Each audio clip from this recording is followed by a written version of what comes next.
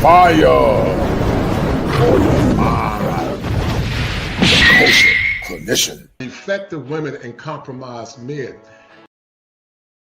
Defective women.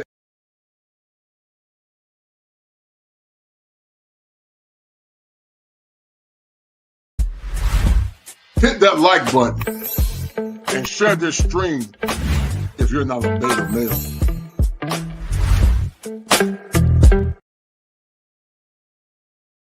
And compromised men. And when you have defective women and compromised men, what happens, men don't get power, they lose power. And I'm a firm believer, I believe in the teachings of the Messiah. I believe that in order for men to lead and in order for women to get the benefits that they are looking for, they must serve us first. The problem is we've been so conditioned to serve them. And instead of being men of greatness, we become commodities to be subjugated by. And because of that, that's not healthy masculinity. That's compromised masculinity. And it never works because it's not predicated on a power exchange. Frederick Douglass said it better than me. He said the power never conceded to nothing without a struggle. It never have, and it never will. So yeah. Great expose by Dave. Dave, I want to shout you out, man. You did a phenomenal job where you dissected. I can't think of the guy's name, Dontre Whitfield, respectfully. But see, here's the paradox. Here's the paradox with this static blackness or flat blackness. I'll call it static blackness. It's a presumption and the assumption that just because your skin color is black, we all belong to the same tribe, and I refute that highly. I will argue parenthetically that there's a percentage of black women that are part of our tribe, but a lot are not part of our tribe. And I agree with Dr. L. I agree with Dave Anderson. You know, I'm saying you, my brother, I love you, but I'm not taking accountability for that because she's not part of my tribe. The biggest misnomer when it comes down to black folks is that, especially with black men, where black women are in power, then they're a separate entity. But when they're in peril or pain, then black men must come to the rescue. And I'm sitting, you killed it, man, on that show. You said, I'm not going to serve for people that don't honor and respect me. And the problem is that when you consistently reward bad behavior by asking black men to undo things that they never done, then it becomes problematic. And instead of reinforcing good behavior, you reinforce bad behavior. Part of a healthy relationship or a functioning relationship is a concept called synergy. You can't have soul fusion if you don't have synergy. But many times in the black community, black men are asked to do unhealthy undoing instead of doing healthy undoing. Healthy Fire for your mind. Kosher clinician. Aside to become the kosher clinician, the story and the war cry behind the kosher clinician was similar to some of the struggles and the things that I've been through as a man. And some of you men are still going through that right now. There's a philosophical term called an existentialist crisis. Basically what that means is that you begin to ask yourself the question, why am I existing? What is the purpose of my existence? And I think that's the story of a lot of men that have not been more or less raised or under the tutelage of masculine men. One of the greatest indictments, guys, about the manosphere is that people assert and assume that the manosphere preaches misogyny and hate. But the manosphere is not a response for and was created a silo as an affront to women or black women.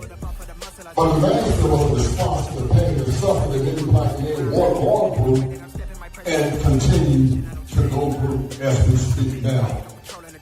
Once again, gentlemen, we are going through an existential crisis. Our country is in trouble. Some of you are in trouble, mentally, physically, and emotionally. And you're not ready to move to higher ground until you get the requisite help that's going to help you become the better version of yourself. Real men put the strap down and we can toss them. This is our culture. Now we talking kosher. Clinician. All right. There it is. All right. Now hit it for me. And it ain't culture. 7 in hell is what they taught you. We'll put them, and you can back up in young dose. Kosher. Clinician. All right, stop that. All I want you to say is, if it ain't 7, it ain't kosher. Say that first, okay? All right. All right, you ready? Start over? Yeah, start it. No. Okay, if it ain't 7, it ain't culture, and If it ain't 7, it ain't culture. Okay. Heaven and hell is what they taught you.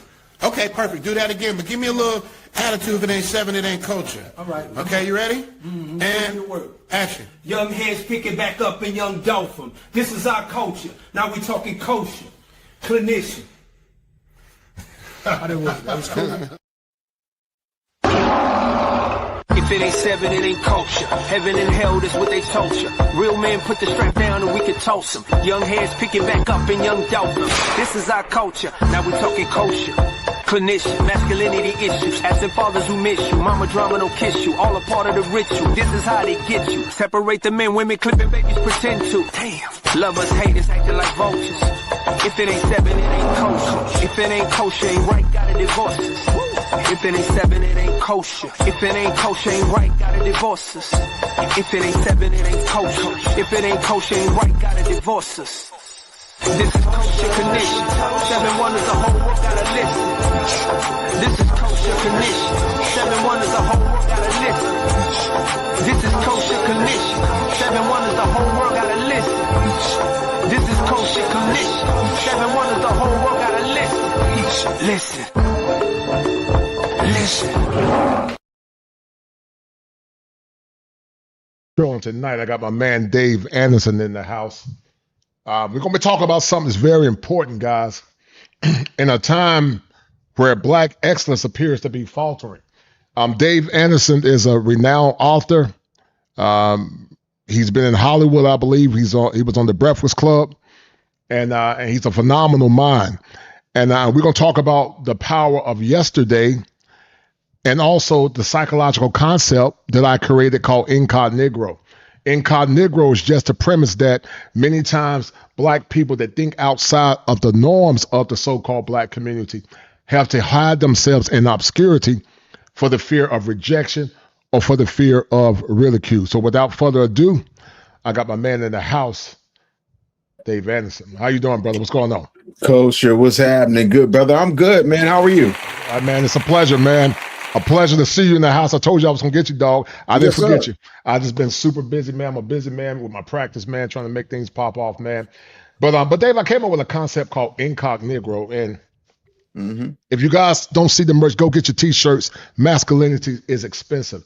You said something, Dave, that was very powerful when Detron Whitfield came on, and you talked about why men shouldn't continue to undo things that they haven't done. Black men have become the soft target in America, and there was a time where heteronormative masculinity was not only venerated, but the Black men in that community also was venerated. When did you begin to see the precipitous decline of Black men being ridiculed and marred, and not only in the media, but also in academia? I think it was around, I would say, the mid to late 80s, right? For me, I started to notice that when you turned on TV, most of the husbands, if there were husbands at all, were bumbling fools. They weren't respected. Their wives were always in power positions above them, were always smarter. And it became that was the norm. And then you started hearing all of this, I'm strong, I'm independent, so on and so forth. And my whole thing is, if you got to announce it, you're not that.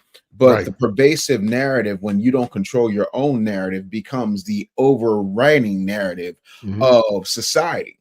And then on top of that, because there has never been, up until very, very recently, with the advent of the manosphere and then, of course, the Black manosphere, a safe space for men to be masculine. Because let's face it, the only time that Black men matter in this society is if they are carrying a rainbow flag and have sparkly bottoms, or they are drunk, degenerate drug addicts. Yes, sir. You know, or they are somehow a victim of police brutality or the racism. Yes. Because all the racism is the problem. You know, we have lived in a matriarchal society since around 1966. And as a result of that, we have seen the advent of baby mama culture, YN apocalypse, a culling of intellectuals, while those who are lauded and loved and exalted for being pookies are rewarded. And then, of course, all the beta male scent manginas start getting ready for the stepfather season draft. And so for me, it just became a thing where I'm just like, how about no? Yeah, man. Not at Yeah, all. man. Yes, same here, man. I think we saw the proliferation of this malady back in the. Well, I don't know how old you are. I'm 54. How old are you? 48. I'll be 49 in November. Oh, you're a baby, man. When I was in high school, when I was a senior, you probably in the 8th grade. So you're a puppy, man. You're young. Yes, You're a sir. young cat. You're a young cat. That's not what my beard is saying. Well, you know what, Dave? You've been a phenomenal person, man. I heard some of your story about being in media. You circumnavigated to media. You lost I think you were like so many pounds. You lost weight. You are a testament. You're very resilient. And you don't mind speaking truth to power. There was a book, Dave, back in the past. I think it was these 3 doctors. They were from New Jersey, and those doctors were talking about how when they got to a level of academic excellence, they were never celebrated. But then the men that were very deleterious in the community, they were celebrated. And I think that's the same for me. I grew up in the rural country. I got everything from the mud. Started off in law enforcement. Worked full-time, went to school full-time, went to North Carolina Central, then went back and got my I taught school for 5 years, and I got my master's from Carolina. And I did it, man. It was hard. It was very hard. But you know what? Never got celebrated. Never got celebrated, never got exonerated, never said you did a good job. Never got none of that. And so Incognegro, once again, is the term that I created, where Black excellence is often hidden. If you exude anything out of dysfunctional Black culture, then you are either the C word, an educated lame, goofy, and those same women want you back when they're ran through, don't have a good man, and then all of a sudden they tell you to take it for the team. And what I've learned from that montage that I played a few seconds ago, and we're gonna get back to it, when it comes down to power, Dave. Yes, sir. They want individualism. But when it comes down to servitude, then Black men need to serve their community. Do you see that paradox? Do you see that nonsense? Go ahead. All the time. See, the thing of it is, if you have not been in control of your community because of a perfect storm of governmental conspiracy, meaning that you had the factories and all of the Black skilled labor jobs, the Black jobs, when those got taken away and shipped overseas or out someplace else, and then you have the whole baby face government coming, I'll pay your rent, I'll buy your clothes, I'll give you housing too, just don't have a man in the house. And they literally had people come along to check to see if there was a man's boots, ties, work, any type of thing that would indicate a man, and then they would yank your benefits. So we automatically became persona non grata, because our skills became useless, and they told everybody, whether they were good at being book smart or not, that they had to go to college or they were a loser. And the government is taking the place of the situation, which then put a battery in the back. And while that's happening, then the CIA comes and gets Gloria Steinem to come in and talk to Black women and say, you're not Black, you're a woman first. Come be feminine with me. And the thing of it is, why would the Central Intelligence Agency care about a women's liberation movement? That's because the IRS wants to double the amount of taxes. Right. I heard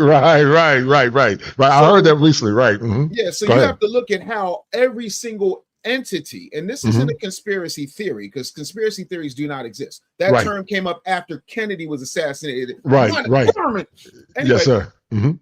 So once you understand all of that, you then understand that we never really had an opportunity to come back and be who we were. What did they do to James Evans Sr. on Good Times? They killed him off. They killed him off, Know why? Because he didn't play. It was a different ball game when he was in that house versus when Carl came into that house. Yes, sir. Totally agree. Totally agree. That's just where we are.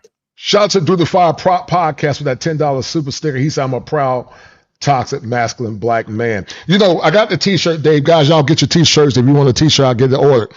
Masculinity is expensive.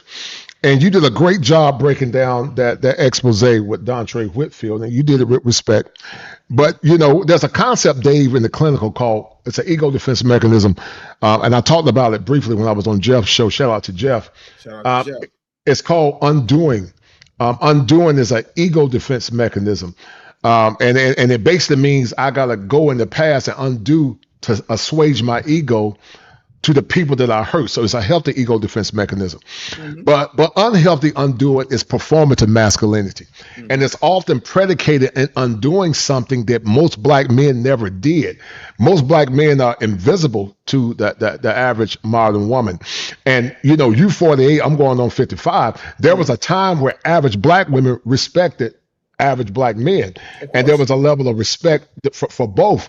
But now it's cascaded into the narcissistic tendency that you see now, to the point that marriage rates are dropping, men are not courting anymore, Gen Z is learning the game from us, and what once was black excellence, Dave, it's beginning to cascade and it's beginning to go away, and we got to bring back the days of yay and nay. Hold tight.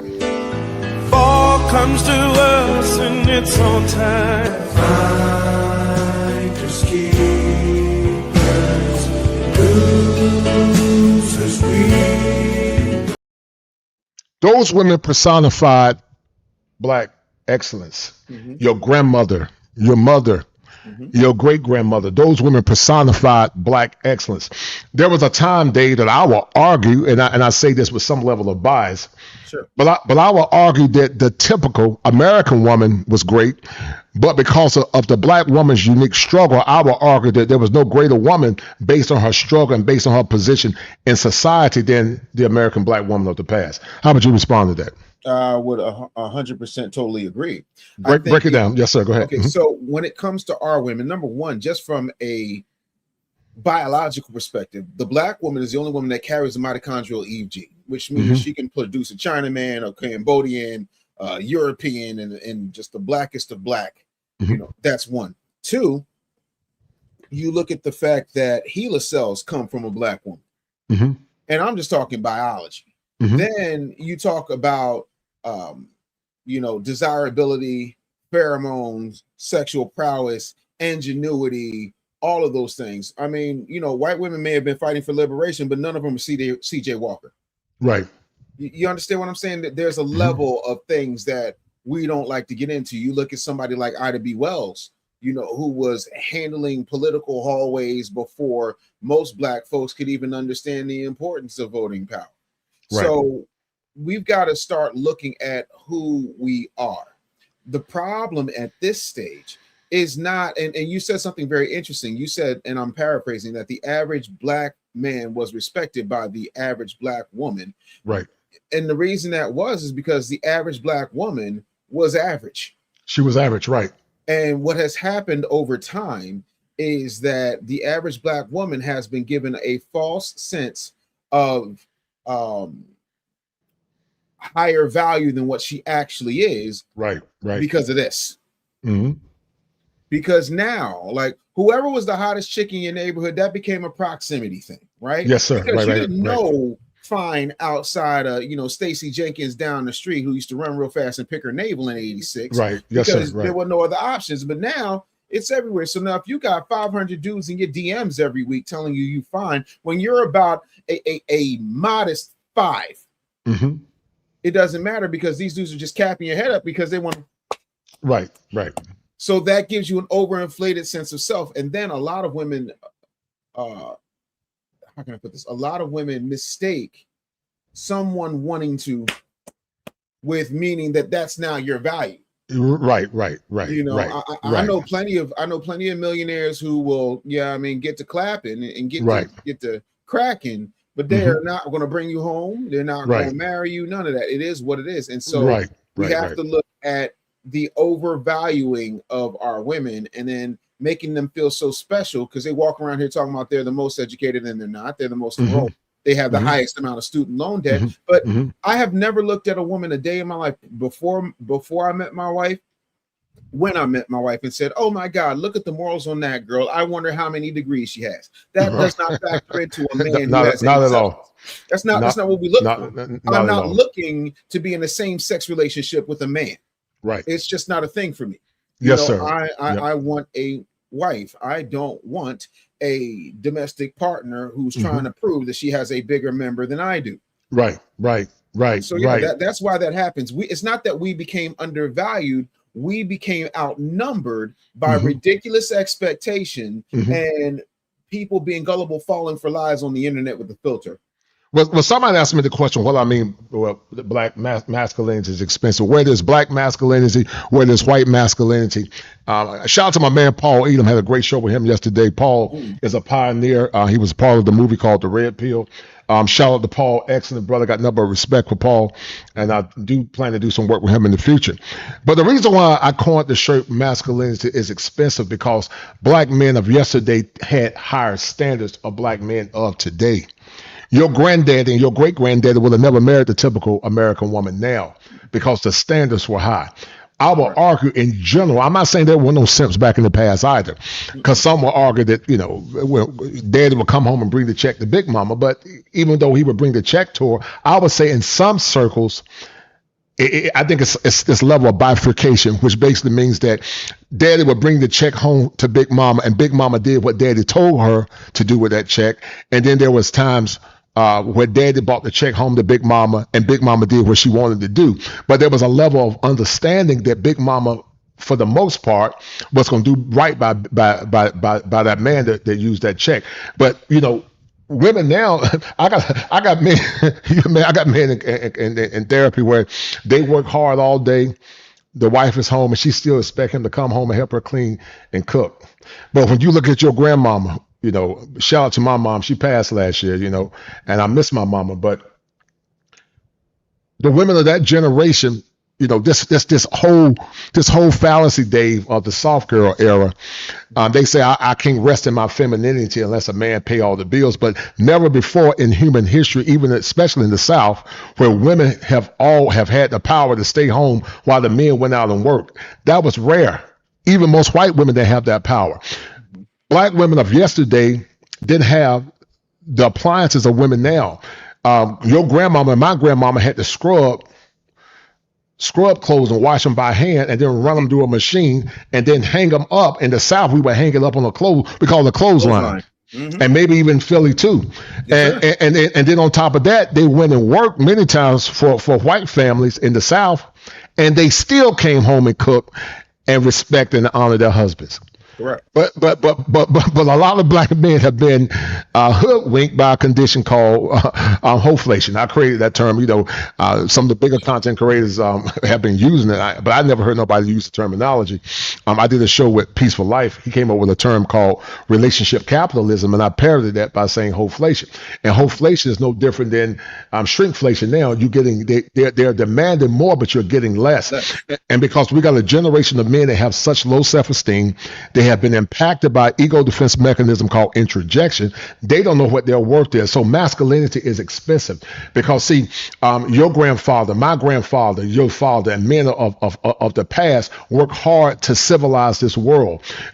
Men die off early. Men are the first ones to put their lives on the line in war. Many men have gone to the grave, Dave, with dreams deferred. You can never hear what their stories are because their dreams are buried at the graveside. And so a man's masculinity is expensive, but if you give it away for free, it's no different than a whore giving a man her body for free. You got to make your masculinity expensive. And then you got to tell the woman that you're dealing with, if you're going to be my woman, because my masculinity is expensive, it's going to come with some instructions. Mm-hmm.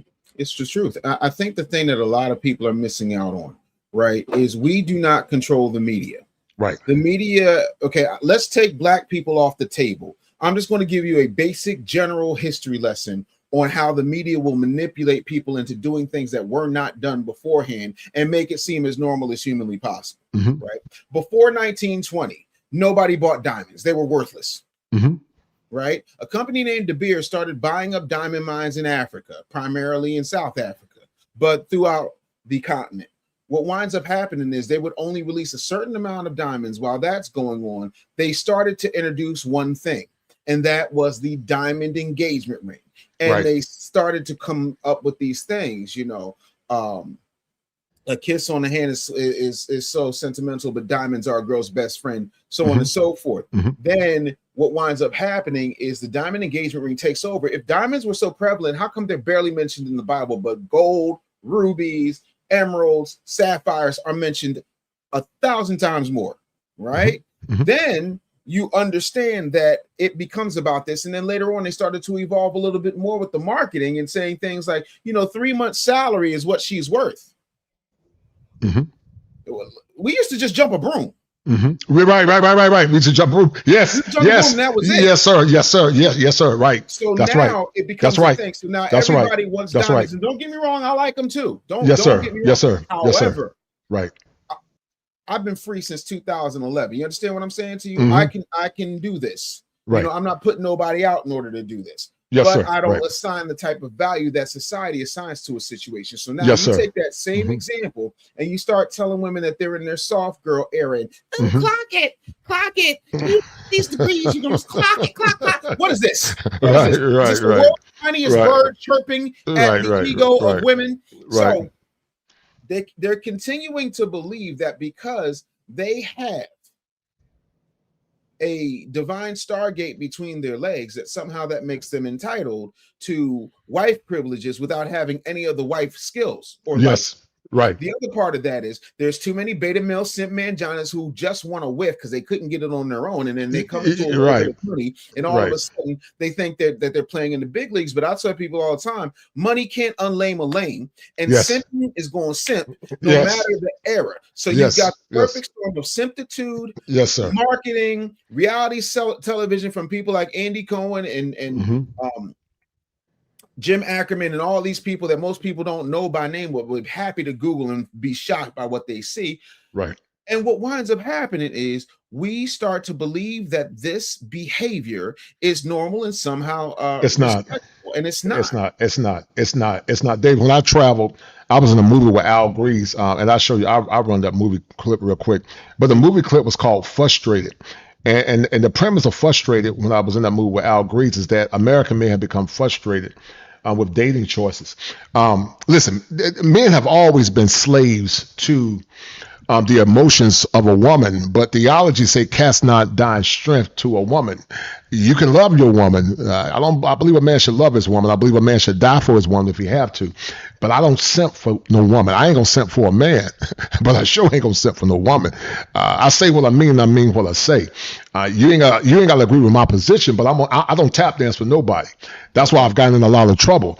But I'm a full of position that and it's beginning to happen today with Gen Z men, when men begin to stand firm in their masculinity and say you got to offer something more, one or two things going to happen. They're going to either defecate or get off the pot. It's literally that simple. They're going to either defecate or get off the pot. And because watch this, they don't really have no power but the power that you give them. They don't have no power. Men created the world, and there are good women that help men create the world. I stand firm on saying that men and women are better together. But the problem is that many women try to tell men how to be men on their terms instead of being what a man needs that woman to be. And then that man find favor in that woman like they did back in the old school. The scripture said when a man finds a wife, he finds a good thing. Men are supposed to find a good woman. But see, here's the problem. Like Paul Elam said, I would argue that the men are just as dysfunctional as some of the women, a lot of them. Because they don't know how to stand on power, and a lot of them themselves are broken men. Therefore, they don't demand anything. How would you respond to that? I think you're absolutely right. But again, we're still talking about the same generation of men that was raised by their mothers. And the thing about that is, a lot of times, if we're being very, very honest, and I tell people all the time, men have access to give access to marriage, women have access to sex. So what winds up happening is when a man will say whatever he needs to say in order to get it. That's why men lie. Women will look however they need to look in order to be secure. That's why they spend so much time and money on makeup. As a result, you wind up with a whole lot of pookies poking and a whole lot of folks, being out here, left alone to their own devices. As a result of that, you have this beta male simp apocalypse, because you're being raised by a woman who's trying to make you a good man, but you don't understand that a good man is one thing. And when I say good man, I don't mean good in the stand-up way. I mean nice, submissive, beta energy, sassafras, all that type of stuff. And now they're the same ones talking about, where did all the men go? And then, of course, there's always the search for corporate Tupac. And as a result, for the search for corporate Tupac, they always wind up, shaken and upset by what they find. So my thing is, we got to start having some hard conversations. And the truth of the matter is, it's up to a lot of us, both men who understand what's happening and women who are willing to listen, to start to change the conversation and interrupt the narrative that's being put out here pervasively. And until such time as we do that, we're still going to be at a loss. But yeah, this is beta energy that was created by the single mom apocalypse, which created the beta male apocalypse, which is why we have this imbalance, along with all the other things that I've already gone over.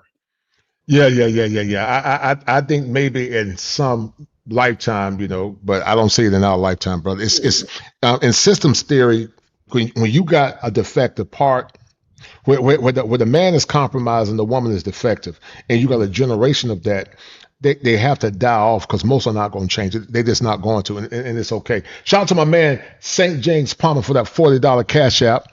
Shout out to brother St. James Palmer, as he is the #1 sponsor of the stream all the way from New York. Shout out to my man St. James Palmer. Who's Dave Anderson, man? Who is this man? This mercurial dude named Dave Anderson. I call him the Black Phoenix, the resilient one. Who is Dave Anderson, man? Oh man, that's a great question. I am Carl Anderson's pride and joy, and Edith Anderson's baby boy. I'm a kid from the hood in Philly. I had a big brother, God rest his soul. He was also a cop, just like my dad was. Yes, sir. And I didn't come with any silver spoon in my mouth. I have dyslexia, dyscalculia. I have. Oh, really? Yeah. Oh, wow. And I had a speech impediment, and that was I was treated from that from the 3rd grade all the way up until the 9th grade. So you're talking to somebody who speaks professionally, who writes books and handles money, who is dyslexic, dyscalculic, and has AUDHD. For me, I don't want to hear nothing, because y'all don't have my handicaps. So I don't really believe in your excuses. Which is why I'm so hard on people. People like, Dave, ever since you lost that weight, you really hard on fat people. Yes, I am. You want to know why? Because I buried a lot of fat friends. I understand that we are set up in such a way. Do you realize that 85% of densely populated Black neighborhoods in major cities are food deserts? Food deserts, yeah. That's insane. Yep. That's absolutely insane. Right. And so what winds up happening is we have a health crisis. It's so bad that we don't even realize that we're sick. I didn't think anything was wrong with me when I was 560 pounds. Wow. What people don't understand is the dopamine receptors are just as high for sugar, if not higher, than they are for cocaine. So you don't think anything is wrong. You think that I thought I was living normally. I did not realize how sick I was until I started to lose the weight. Right. So I get past all of that. I'm the youngest person to have a full-time contract at the age of 9 for radio. Right. And, I started my radio career on an Ivy League campus, moved on to television, film, syndicated radio. I have produced for everybody from Les Brown, Charlamagne the God, Wendy Williams, Ricky Smiley, DJ Clue. My career has put at least 5 people in the Broadcast Radio Hall of Fame and another 10 into the Black Radio Hall of Fame. So I'm not a person that hasn't seen what I'm talking about. And I tell people all the time, the problem is people think that Hollywood is a place. Hollywood is not a place. It is a culture. And that culture comes at a cost. And that cost is very, very deadly. And there's certain things that I would not compromise. And there's certain things that I would not do, up to and include dance. Right. And I think you know what I mean when I say dance. So I got myself to a point where I realized that I started giving ideas to these corporations, and these corporations would make millions, and in some cases hundreds of millions of dollars off of things that I came up with. Right. And I wasn't getting none of that. Yeah. I remember you talking about that. Yeah, this little term called work for hire, things of that nature. You begin to learn like, oh, okay, this is how they play the game. But okay, if I could do, what did Jay-Z say? Well, they say they made hoe. Okay, make another hoe. So if I could do it for them, I could do it for me. And so that's what I was on at all times. And I went out here and I did everything I possibly could to start, grow, scale my business, learn sales skills. I sold gutters and furniture and cable, every possible thing I could, because sales jobs, you eat what you kill. So you learn how to survive. And then people kept asking me how I was doing so well in sales, but I spent my entire life selling stuff on commercials and speaking to people. And those skills translated really well into the business world and into the entrepreneurship world, because I know how to entertain before I know how to educate. Right. And so 23 books later, 22 consecutive #1 bestsellers. Here I am. I've got a great morning show. It's called DAMN, Dave Anderson Morning News. We're doing phenomenal numbers. We've only been on for 10 weeks, but we are up to 29,000 subscribers already. Wow. And, we're doing well. We're getting sponsor after sponsor after sponsorship offer. And like, I'm on YouTube full time. I stopped touring in support of my latest book, The Real Black Agenda, which is available everywhere, but you can go to therealblackagenda.com and get it. And in this book, I outline all the things that I think, based on my experience and years of research, that Black people need to do that we're not doing consistently and collectively enough in order to stop waiting for somebody else to take care of us, and for us to start demanding from the people we've taken care of through our blood, sweat, tears, and our votes. And it's been phenomenal. What did you learn in entertainment, in the media, about the misandry, the rampant misandry that continues to proliferate now? What did you learn? As far as how the way that when you say rapper misandry, you mean the way that women hate men? Right. Yeah. How did you navigate that? I mean, you're outspoken. Oh, they hated me. Okay. Oh, they absolutely hated me. Gotcha. And I was cool with that. See, the thing of it is, when you start your career off before puberty, you don't have the certain type of ego most people have. Every human being has an ego, and I'm not gonna lie, I have one, but I feel like I've earned mine. Having said that, though, I don't really believe my hype, and I also don't believe my detractors. So nobody can really hold me prisoner to how you feel about me. How I feel about myself when I look in the mirror is a different thing. Now, I hear things on the internet, and I see things, and I'll choke somebody and tell them what it is. When I say choke somebody, I mean like in the comments, not I don't. Right. But what I understand is that we are fickle people. And I learned that when you are like me, because I'm a person who's going to call it out, right? If this were a fairy tale, I'd be the little boy in the Emperor's New Clothes. It's like, yo, old boy is naked. What's wrong with y'all? Oh, you can't say that. No. I'm not worried about that. So for me, I'm a big believer in literally being who I am. And I'm okay with you not liking me. Listen, once I realized that being fired don't hurt,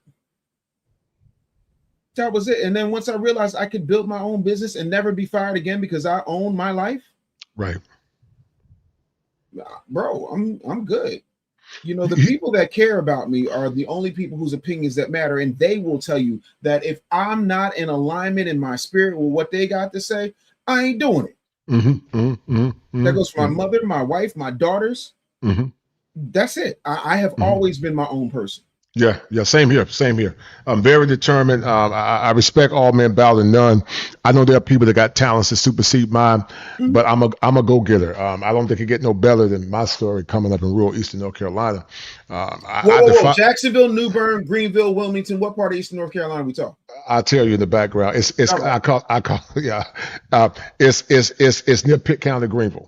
All right, I know exactly. But I'll tell you more detail. But yeah, man. But Black excellence was a thing of the past. American excellence was a thing of the past. But it's begun to cascade into a black hole. I call it the black hole.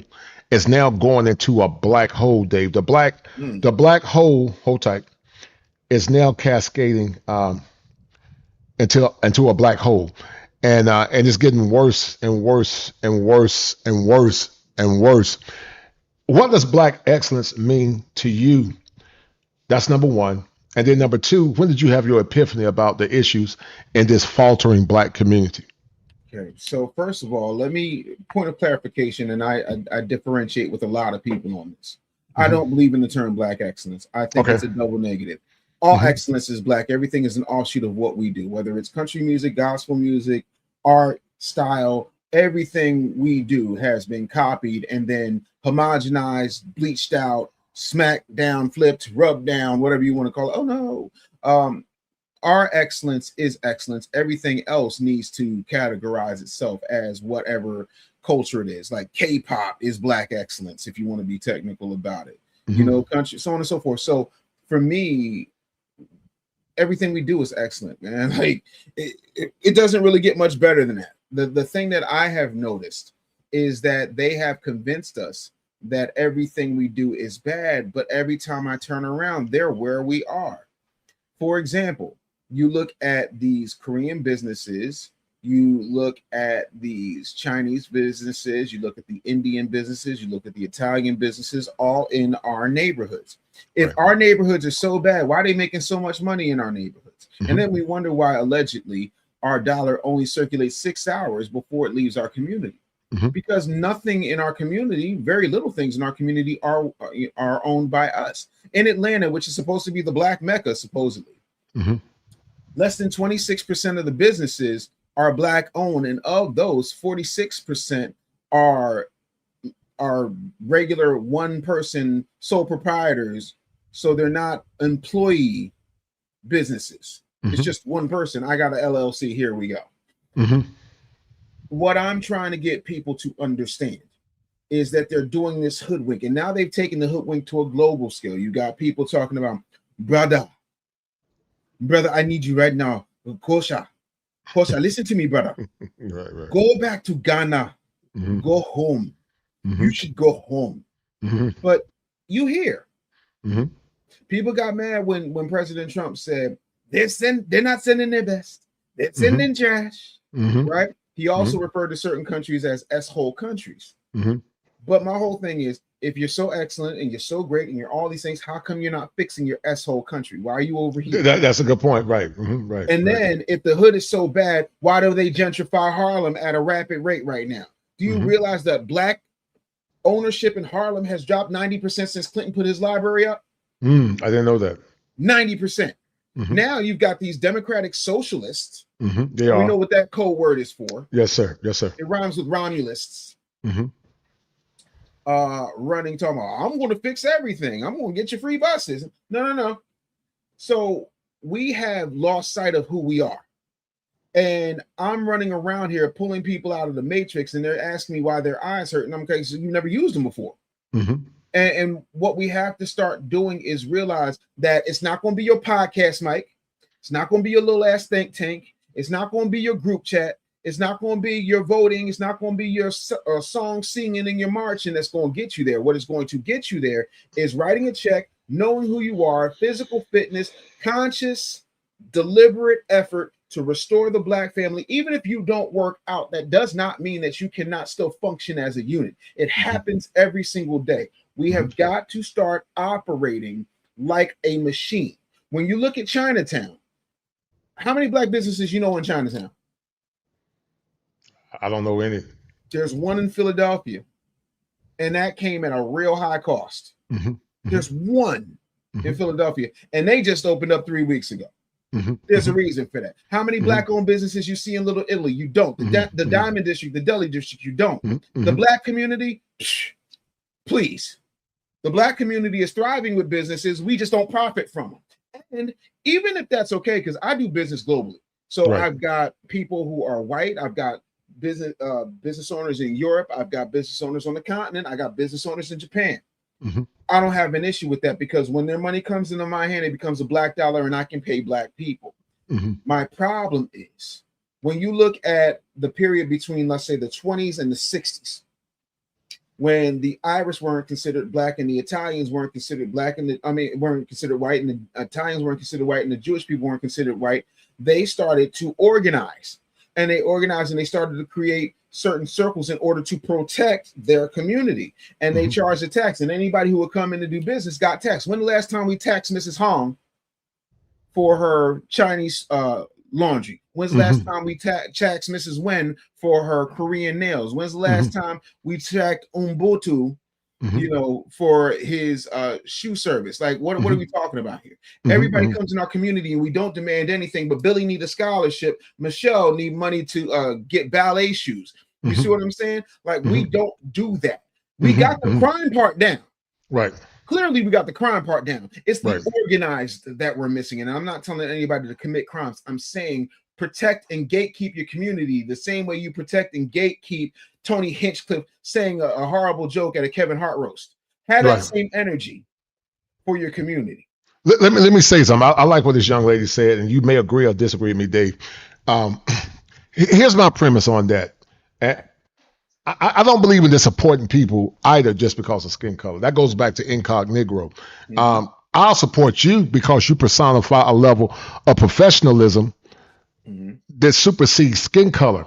This static blackness phenomenon to me is dangerous because in Africa, we were never one conflagration of Africans. We were from different tribes. And I will argue, Dave, that those that were complicit in the transatlantic slave trade, I will argue that it was due to what's called intertribal warfare. Intra-tribal within different nations, but they didn't identify as black. They identified as their nation, as their tribal origin. You from Philly, I'm sure there are Philly gangs.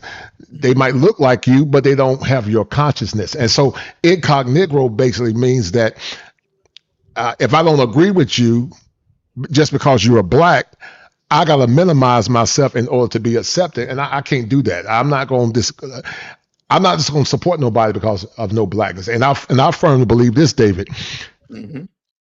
Until we have a community where men are leaders in their homes, where men are leaders in their communities. I know you're a leader in your home and your community, but I would say you are outliers to some degree. I don't think there are a lot of Dave Andersons that have, done what you've done and being a man in your community. Now, some people say it got something to do with your zodiac. I don't know. I mean, I know you're a Scorpio. I'm a Leo. We're similar. But you're doing it, man. You're doing it. You're resilient. But we got to get out of this personification that just because a person is black, I call it static blackness, that they're part of your conscious tribe. They're not. If a white man show me love, if a white man show me grace, if a white man help me, I'm gonna help that white man. I'm gonna support you, and I support everybody that have my level of consciousness, because in the kingdom of heaven there is no race. Now I understand that because of our unique position in America, we had to come together. Black people came together under the banner of the struggle, but the women of our community no longer respect black men. They don't respect black men, and so I will argue if a black man finds a woman from the continent, and that woman show him love, or whoever, you get with a woman that's part of your consciousness and your value system, and you form new communities and form new identities, and don't deal with the dusty ones, because white people don't support white trash. No. They don't support them, but somehow we're supposed to keep supporting folks just because they black, or giving them excuses just because they black, and then they encapsulate all black folks in the same power with the trash that caused most of the chaos. How would you respond? Go ahead. Well, first I want to shout out to Shirai Kabri. Thank you so much for your comment. And here's the thing: I don't believe in supporting black businesses at all. Let me be clear. Support is for children. Support is what canes give to people with broken hips. Right.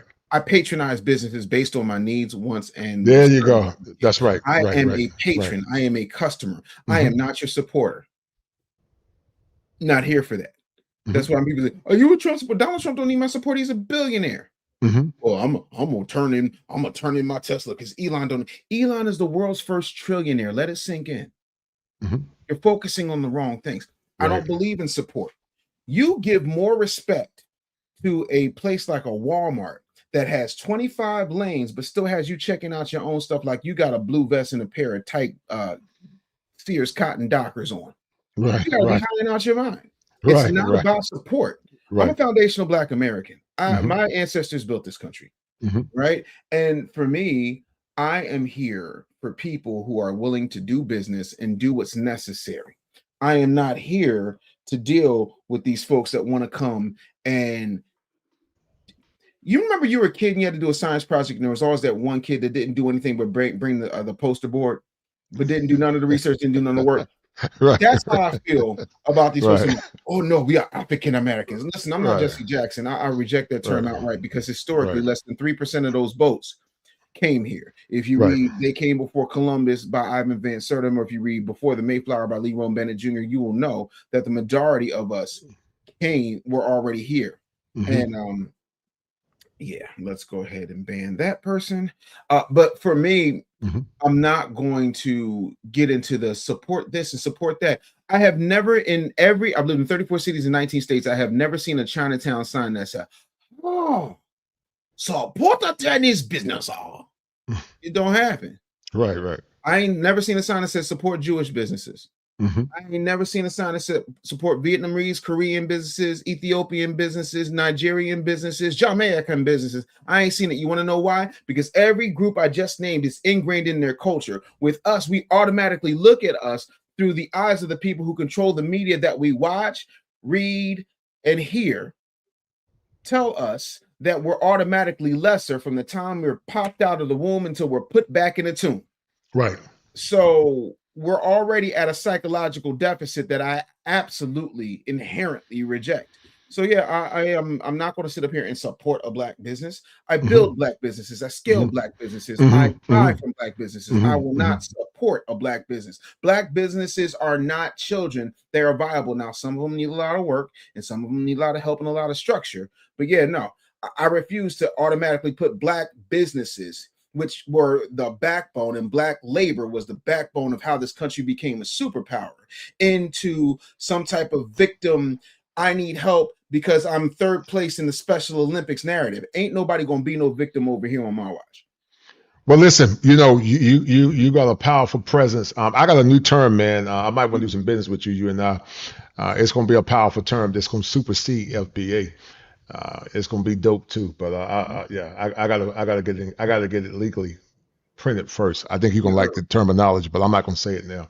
Yes, Uh, sir. but but I want to show you something, man. I want to show you something, Dave, and Sure. you can tell me what you think about this. Um, because there's a lot of manipulation going on, Mm-hmm. and there is also a lot of dysfunction going on. Um, let me show you this clip, and then I'm gonna show you some more clips. Hold tight. Yes, sir. About to play first to 10. I'll go first. You go first. You go first? Yeah. You Okay. got the ball first. Alright. Yeah. Make sure you try to stay in the green. Come on. Boy. All right, that's out. Bring it back. Bring it back. Bring it back. Now, Dave, that is a woman Mm-hmm. dressed provocative with her son. Mm-hmm. One could argue that's a form of child abuse. And this behavior is more prevalent not only in America, but in, you know, black communities. I don't even like using the word black, but in communities of people that look like you and me. Mm-hmm. What's your take on this, man? Because that's all tied into the theory of black excellence. Go ahead. You don't need cocaine no more because the dopamine is the attention addiction. Hmm. So you're doing this because you're trying to, again, all this is stepdaddy bait. Hmm. That's all this is. She's a single mom because she got country crocked, meaning she shed her clothes and spread her legs for somebody who's no longer in the picture. As a result, she got to put her clappers on display in order to hook a man that wants to come and be the responsibility of some other man who don't want to be responsible for what he laid down to make. Hmm. It's absolutely disgusting. Is it abuse? Yeah, it is. Is it also desperation? Yeah. Is it also counterintuitive of how a lot of these women sit up here and talk about how intelligent they are, how strong and independent they are, but then they do this. If you got to lead with your cheeks, you've already lost. Like if you lead with your cheeks, you're already behind. Mm-hmm, mm-hmm, That's mm-hmm. it. What are you saying, man, in dating? You from Philly. I don't know what, jokingly, you can laugh at me, but, I've heard that they've always said that Philly got some of the worst women. I don't know if it's true or not, but they said Philly got some bad women, man. But, but Dave, what are you seeing, man, when you traverse in the greater Philadelphia area or this in northeastern United States? What are you seeing, man? I And mean, dating, go ahead. it's insane. My wife's from Michigan. I will say that it's pretty much the same all across. Like the distinctive differences that used to separate one place from another have begun to melt away and blend together because everybody is acting the same way based upon what they see in front of them. This thing has become a way to make the world much smaller. In the right hands, that's a beautiful thing because you're talking about business, education, networking, resources. In the wrong hands, you're talking about clout, sex, overinflated egos, and trying to siphon resources from one community to another. So yeah, I'm not really a fan of it. I think that there are a whole lot of Niecy girls on the East Coast, big wad of gum in their mouth, hardcore. I don't want to listen to nobody. I want this, that, and the third. You got a list of demands, but you don't know how to work an air fryer that don't have pictures. I'm good. You are a very erudite man. You're a resilient business owner. Yes, sir. By 2030, it's been predicted that 30%, up to 45% of women are going to be childless and single. And I jokingly called that the coming hopocalypse. When you think about trying to have a strong community, strong homes, strong families, and everything is, in my opinion, is still on the precipitous downcline, what do you see on the horizon in the next 5 to 10 years? It could go either way. I think if we start prioritizing what family means and what family actually is, it's a completely different ballgame. Right? Because here's the thing. If I talk about the Waltons, I'm talking about a family. If I'm talking about Disney, I'm talking about a family. If I'm talking about Wells Fargo, I'm talking about two families. Lamborghini is a family. Like Ferrari is a family. Like Kardashian is a family. Kennedy is a family. Bush is a family. What we're missing is that we have a generation of women who like going by their middle name as if it's their last name instead of playing for the team that brought you to the game. Right? When you look at any sport, what's on the back of a jersey? Numbers. Aside from numbers. The color. Aside from the color, what's written on the jersey? The name. No, the last name. Okay. Not the middle name. name. Not Michelle Lynette. Right. Not Shamika Lachey. It's Ocho Cinco. It's Anderson, Jackson, Jordan, Tyson. Like the last name is who you play for. And if you notice, when a man plays, he plays for the last name, and that's why his last name is on his back. Right. So he does not lose sight, and everybody knows who he's playing for, who he is, what that means. I tell my daughter straight up and down, like, you're an Anderson. If I were to bring my youngest daughter in here right now, and I say, what do I mean when I say you're an Anderson? She'll tell you Andersons never give up. Yes, that's what I tell my girls. I tell my girls that. I'm so glad you said that. I tell my girls that because I don't give up. I've been through a lot of adversity.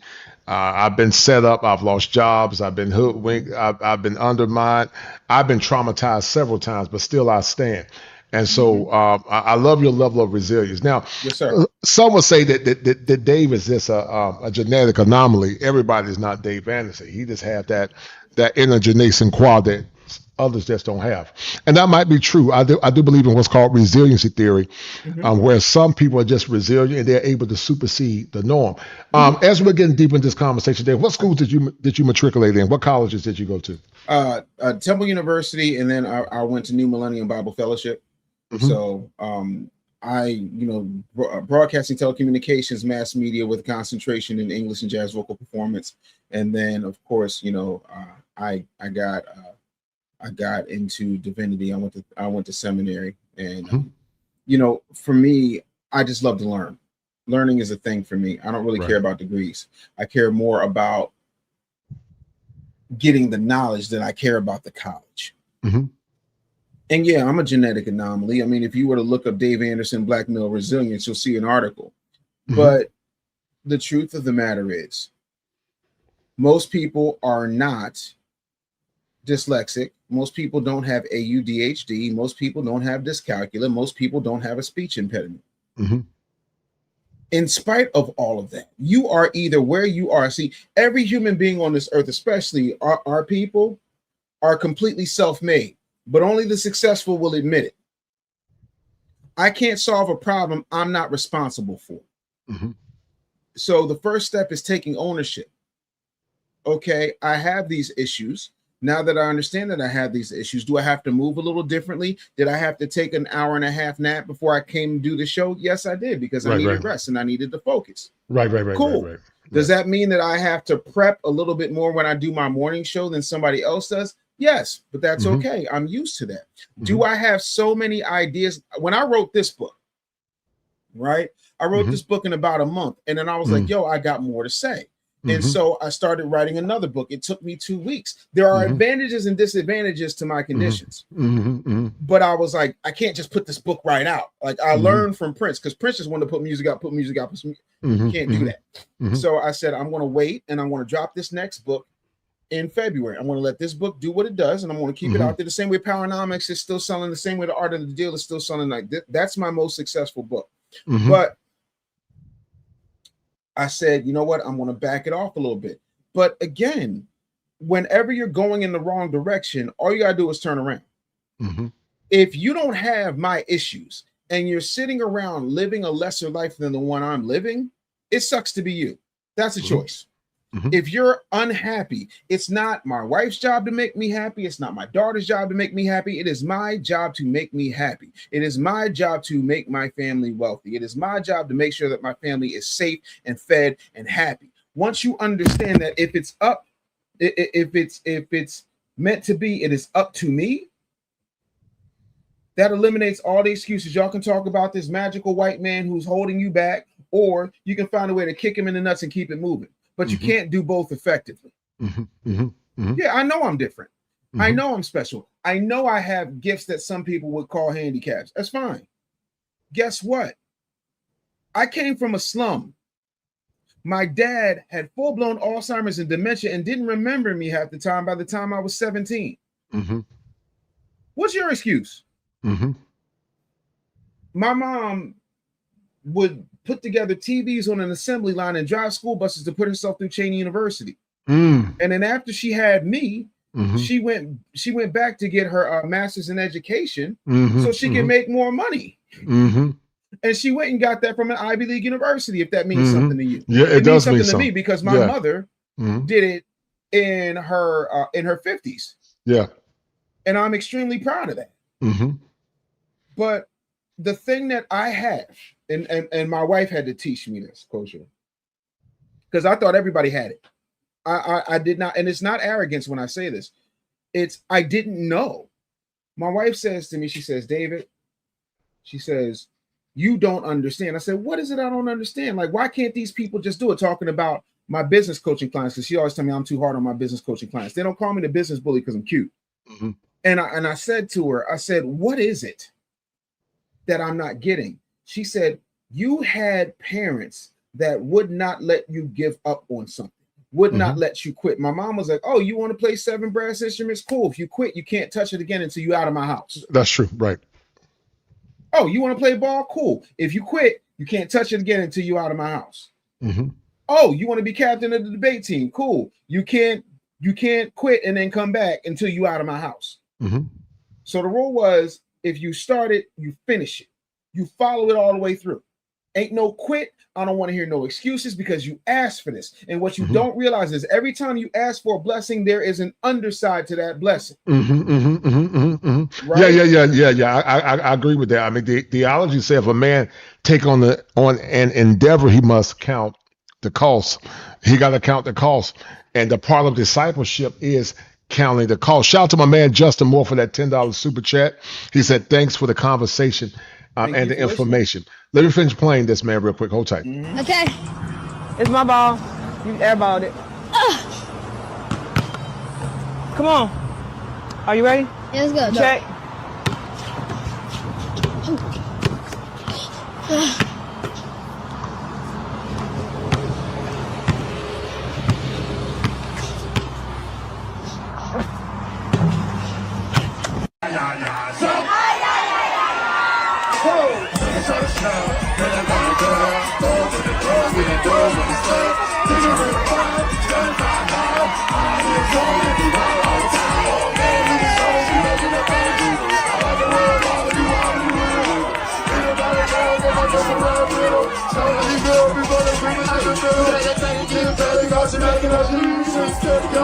Now, this woman, David, is but let me turn this down. I don't know if I want to get a copyright.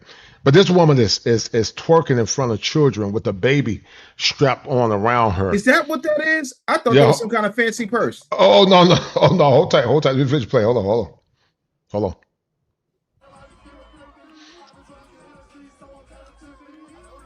This woman right here. You see her?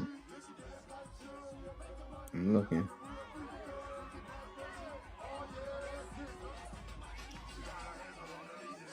Oh my gosh. Yeah, I see it now. Oh my gosh, she does have a baby. She got a baby. And she was doing that, Dave, in front of children, in front of 2 young kids. And so this kind of dysfunction has become the norm, which is not only antithetical to American excellence, but also what once was good behavior in the African American community. It's greatly dissipated, and this is the norm now. I would argue this is more of the norm now than women being more respectful and honorable of themselves. But these are the same ones that'll say that they're not protected, and they'll tell a black man to go build something. How would you interpret that based on what you just saw, man? I mean, that's absolutely insane, but that's how she got that baby in the first place. The other part of that is you can't talk about protection when you don't want to take a man's direction. Mm-hmm. Period, point blank. Like, that's it. If you know better than me, then why am I here? Mm-hmm. I'm a huge believer of there can't be two chiefs in the teepee. Mm-hmm. It don't work. I know a lot of us come up with, oh well, we the president, and we the culture clinician. No, we. Do I look like Jeremiah to you? Is there anything about me that is French? Mm-hmm. We. Am I Lil Wayne and Bobby Valentino? What is we talking about? We. Mm-hmm. Am I Nintendo? We. What is we? No. So for me, when you have rewarded this behavior through attention, currency, and beta male scent mangina standards, you're only going to get more of it. Mm-hmm. That's it. Mm-hmm. Mm-hmm. This is what happens. I was jamming to the song because I ain't heard it in 26 years. And I don't even personally, I don't even like the Yin Yang Twins personally. Yeah, that song jamming. Yeah, I didn't even know who it was, man. I don't listen to that kind of music, but yeah, I think I heard it briefly, but I'm not much into a lot of music like that. But all skin folk and kin folk. What's been some of your struggle, Dave, with dealing with people that look just like you? And then we're gonna get into deeper conversations about these trending issues and trending topics around the world. But what's been some of your greatest issue with people that look like you but don't necessarily treat you like the man that you are? Because I get torn when I hear people say, you talk about white supremacy on one end, but yet the same folks don't support you, the same people don't support me, the same people don't even reverence and look out for you. But at the same time, when there's a crisis, they want you to come together and be silent and be gatekeepers. How would you respond to that? Go ahead. I think it's 100% the truth. The thing that I need everyone to understand is Buddha, Moses, Muhammad, Christ, MLK, Malcolm X, Marcus Garvey. I could do this all day. A prophet is never appreciated in their own home. Mm-hmm. A lot of people don't like the fact that I have, within a very small margin of error, continuously and most accurately predicted the future based upon how I watch people move. Mm-hmm. Wise man once said, if you understand how people think, you ain't got to concern yourself with what they will do. Mm-hmm. And so with that becomes a problem. I remember sitting down with Gary Vee in 2017, and he told me, well, what do you think is going to be the most important thing? And I said, podcasting. Right. And at the time, that just seemed like a silly answer. Mm-hmm. Is it silly now? Mm-hmm. So I'm also of the mind, and I told my daughters this, that because we don't gatekeep enough, by the time my daughters are my age, mm-hmm. seeing a black rapper is going to be as weird as seeing Prince, Slash, or Lenny Kravitz in rock music. Mm-hmm. Mm-hmm. Because we have not kept our traditions to ourselves, mm-hmm. right? Bruce Lee was ostracized for teaching people who were not Chinese. I didn't know that. Yeah, he was ostracized. I was a big fan. That's a no-no. I didn't know that. So again, it's not that it's just the racism, because I don't believe in white supremacy. I believe in bigotry. Mm-hmm. I believe in racism. I don't believe in white supremacy because I've yet to meet a white person who's supreme over me. Mm-hmm. I reject I the agree. term outright. I agree with that. How are you supreme over someone you can't beat? Right. How are you supreme over someone you can't outthink? That like, sorry, respectfully, I just don't believe in that. I also have yet to meet somebody who's going to be able to oppress me, because even if you kick me down, you're going to have to keep me there. And I ain't met nobody who's been big, bad, or bold enough to do that. Mm-hmm. So we get caught up in this magical, mythical white man. And I'm not saying that there's not racism, and I'm not saying that there's not bigotry. What I am saying is we've got to stop platforming the people who continue to poison us with nonsense and indoctrination, whether that's Mark Lamont Hill, Roland Martin, D.L. Hughley, Ricky Smiley, totally Sheehan Bryant, Mm-hmm. you know, Mm-hmm. Timu Jamal Bryant, anybody whose last name is Bryant except for Kobe Bryant, R.I.P. They got to go. No. I totally agree. These so-called Negro agitators, I call them buffer class Negroes, Boule buffer class Negroes. They play a role in the destruction of logical, cogent thought. You know, I like what you said, man, and I do agree with you. There are some people, like you were saying, we understand that there are systemic barriers, have been systemic barriers. Certainly. And in some situations, you know, if your name was Daquan versus Donovan, Daquan might have a harder chance of circumnavigating than Donovan. It happens. But we also are saying that you can't keep using that solely as an excuse for not being successful. It might take you longer to get there.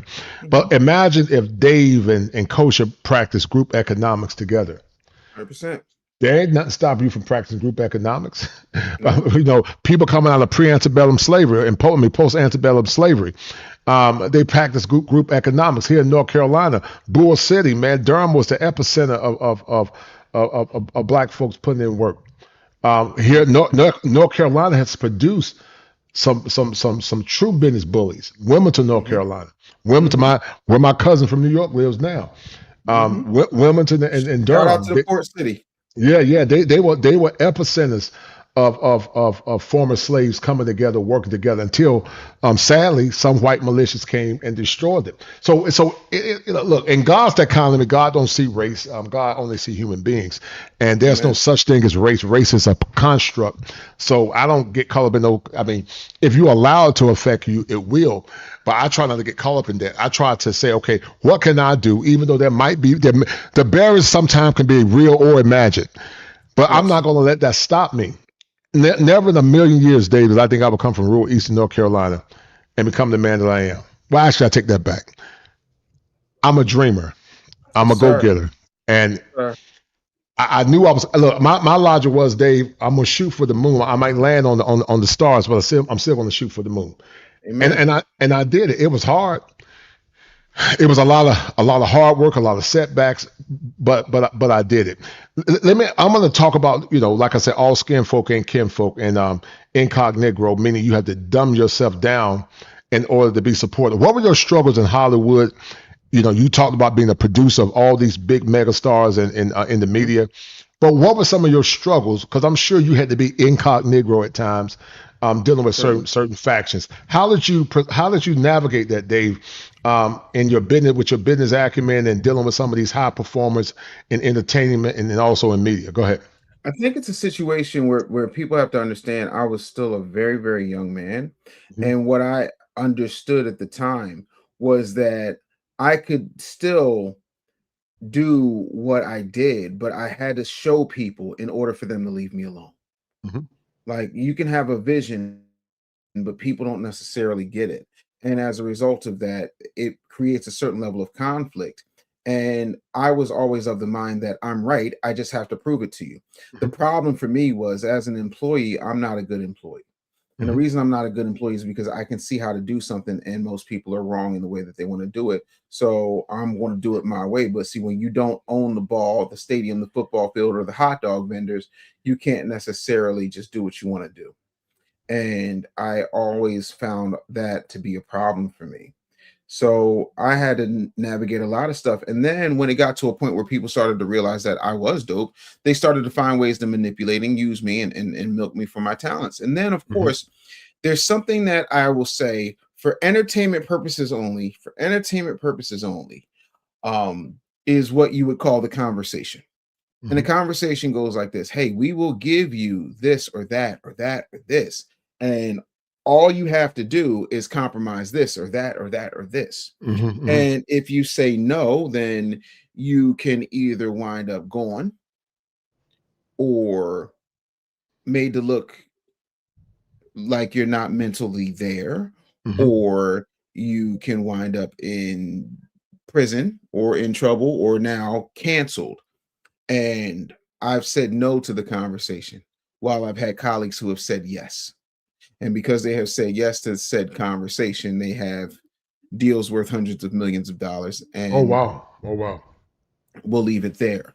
So I've had to navigate that. I've had to wind up being blackballed, homeless, beat down, beaten up, name dragged through the mud, Right, you right, know, lost to right. history.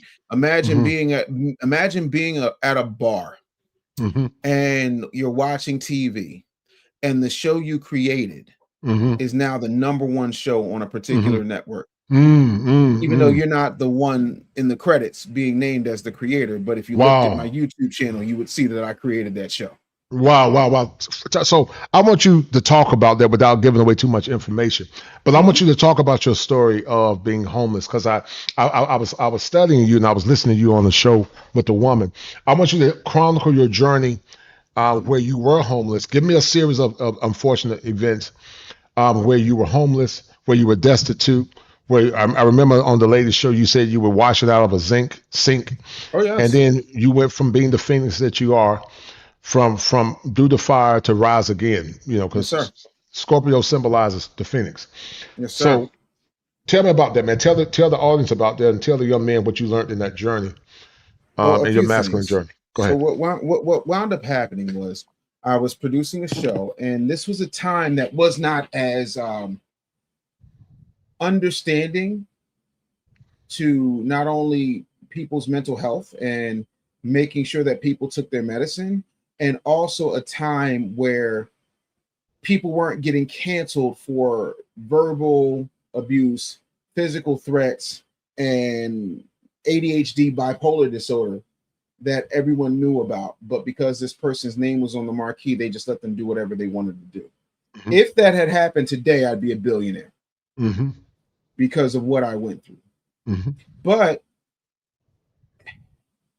for me, they used to call me Radio Tupac because I would get fired, and then you wouldn't hear from me for 6 months, and the next thing you know, I'm over at the other station going, first off, up you in the click you came, West Side. You see what I'm saying? Like I was just that dude. Like I come back. You're like, oh, he's back. Right. But this time, everybody in the industry who could thought that somebody else in the industry had me, and I was just laying low, but I wasn't laying low. I was struggling. I couldn't really get jobs like that, not anything substantial to what I was making. And as a result, you know, it's funny. Jay-Z got a song where he says, you know, when the money goes, will the honey stay? And, you know, that was the first thing that left. And then I wound up with all of my possessions, or at least as much as I could carry, in my truck. And then I was washing up in a gas station sink in Arlington, Texas at 360 in Carrier. It was a quick trip. It's still there. I went back a few years ago because I was doing a stand-up gig at the Addison Improv. So I drove up just to see my old apartment, which was across the street from the gas station that I was washing up in. And I remember parking in between tractor trailers and at the end of a Walmart parking lot so that nobody would bother my stuff. And, you know, I wound up getting a job at a call center. And one day I heard from my brother. He's like, yo, what are you doing? I'm like, I was working at a call center. He was like, well, where are you living? I'm like, and I couldn't lie to him. I could never lie to my brother. I miss him so much. He died a few years ago, but Yeah. he was like, man, he said, thank you. He said, Negro, if you don't bring your ass home, I got you. And so I stayed in my brother's garage, and I built myself back up. And I became the first director. While I was doing that, I started creating a show on Blog Talk Radio, and I had a lot of favors that I'd never called in. So my show grew very quickly. My first guest was Maxwell. My second guest was Talib Kweli. My third guest was Queen Latifah. So all of a sudden, overnight, I become the #1 show on Blog Talk. Mm-hmm. Then a buddy of mine out of I believe Florida, no, the West Coast, he hit me. He was like, "Yo, there's this Italian guy. He's got this company, and they're trying to make a break in the U.S. You know, I want you to come on board and help." So I helped found this company called Spreaker. And Spreaker, before I divested from it, went and bought Blog Talk. Mm-hmm. And then Spreaker, after I divested, was sold to iHeart. Mm-hmm. So while all that's going on, I became the first director of social media for a Fortune 500 company. Mm-hmm. And that was my last corporate gig. So that's how I got out of homelessness. And I told myself I would never be there again. That's why I don't mind sacrifice, because I'm not washing my nuts in the gas station sink. If I got to sacrifice cable or whatever the hell else it is, that don't really bother me, because I'm not washing my lower extremities in the gas station sink at 360 and Carrier. Right. And the thing that I learned is that a lot of relationships are not only conditional, they're transactional. Yep. People only care about what you can do for them. Most people do not give a rat's ass about who you are and wouldn't piss on you if you were on fire. Yep. I totally agree. And I totally agree. That's a very hard pill to swallow, because very you want to believe that these people are your friends. You want to believe that these people care for you, but no, no, they don't. Right. They can give a blue dot fart. So yeah. Well, you listen. I'm loyal. I'm always been very loyal. Yes, I've had to learn the hard way. You know, I tend to see the people in my circle through the lens of positivity, but as I've gotten older, I've realized too that country ethos that I had in the past. You know, word is bond. The world don't operate like that no more, man. In general, it don't. You might find a couple of people here and there that still operate on that premise, but just like when you and I were chopping up in the background, I said, "Dave, I got you." I don't talk to hear myself talk. If I say I got you, I got you, man. I've always been that way. You know, I grew up in the country, where in the country your word was your bond. But I understand that that's a faltering institution. That doesn't you don't see it as much as you used to, and you know I struggle with it sometimes, because I assume once again that if I'm good people, you're gonna be good people. 100%. But the world don't operate that way. But I do say, I will say, when you do find those people, you keep them near and dear to you. You know, because those people are rare and they're gems and they're far and few in between. I'm gonna show you this real quick. Hold tight. Yes, sir. Hold tight. Let me add this back. Hold on. On that show. You say I'm not going to serve for people that don't honor and respect me. And the problem is that when you consistently reward bad behavior by asking black men to undo things that they never done, then it becomes problematic. And instead of reinforcing good behavior, you reinforce bad behavior.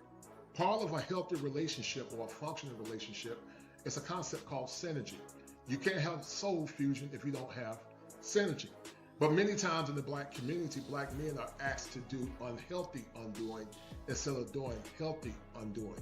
Healthy undoing is an ego defense mechanism that says that I did Dave wrong, so therefore I'm going to go to him as a man and apologize. I did Jeff wrong, I'm going to go to him as a man and apologize. But unhealthy undoing is a psychopathology where black men are told to undo something they never done. And that's dangerous because, see, I've always said, Jeff, and the panel, that we got a generation. Tonight we're asking a hard question. What if black excellence didn't vanish? What if the disciplined, faithful, accountable, community-minded people simply went underground because the culture started rewarding dysfunction more than virtue? That is the psychology of the Incognegro.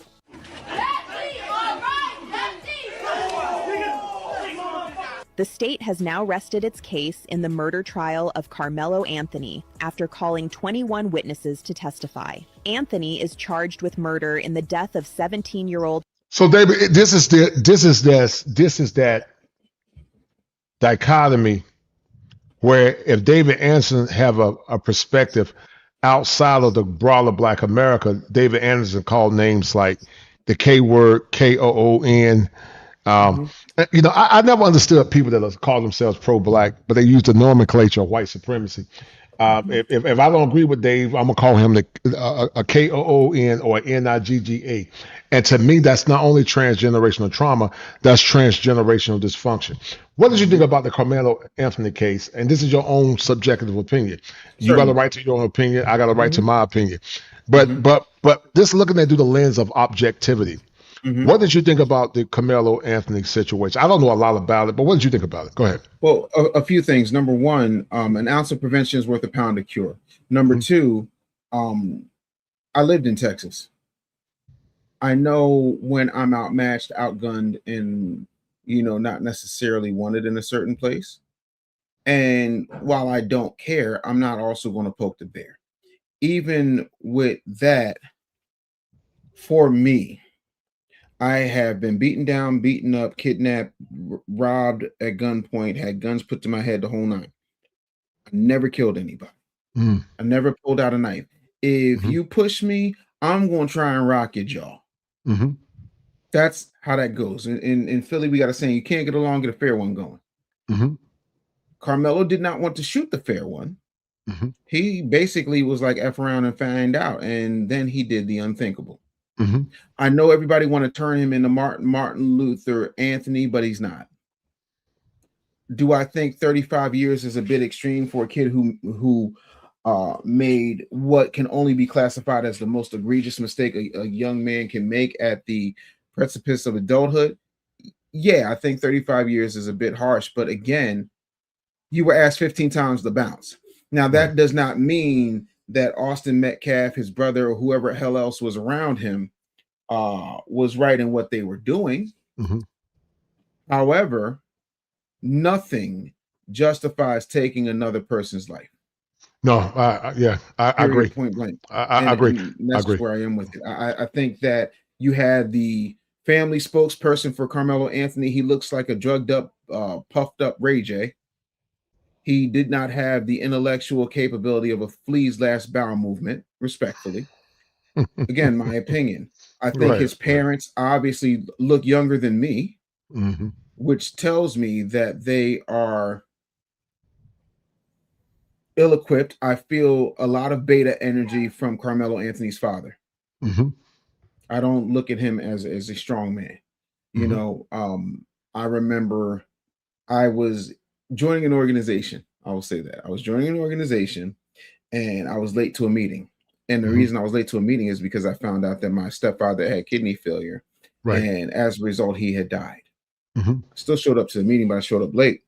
And I explained to the person in charge why I was late. And he said to me, well, maybe your dead stepdaddy should have shown you how to have good time management.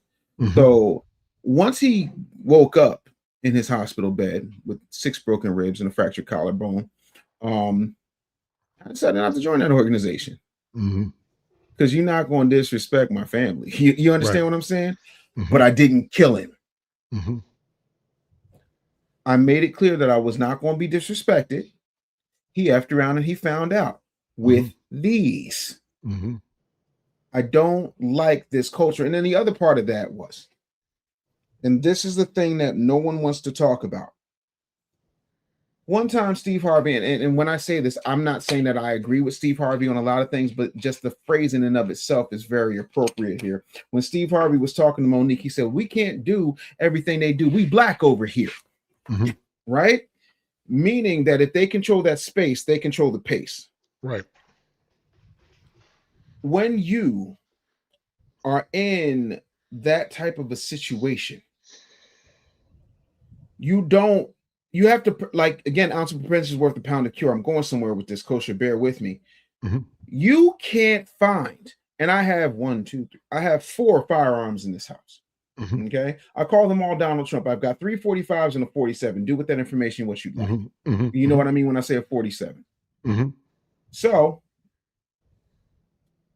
you've never seen me pose with a gun. Mm-hmm. In your research of me, did you see me pose with a gun anywhere? No, sir. And you never will.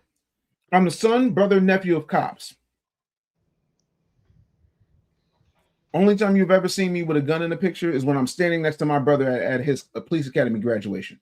Mm-hmm. Because what they do is they will take a saint and make him a sinner. Mm-hmm.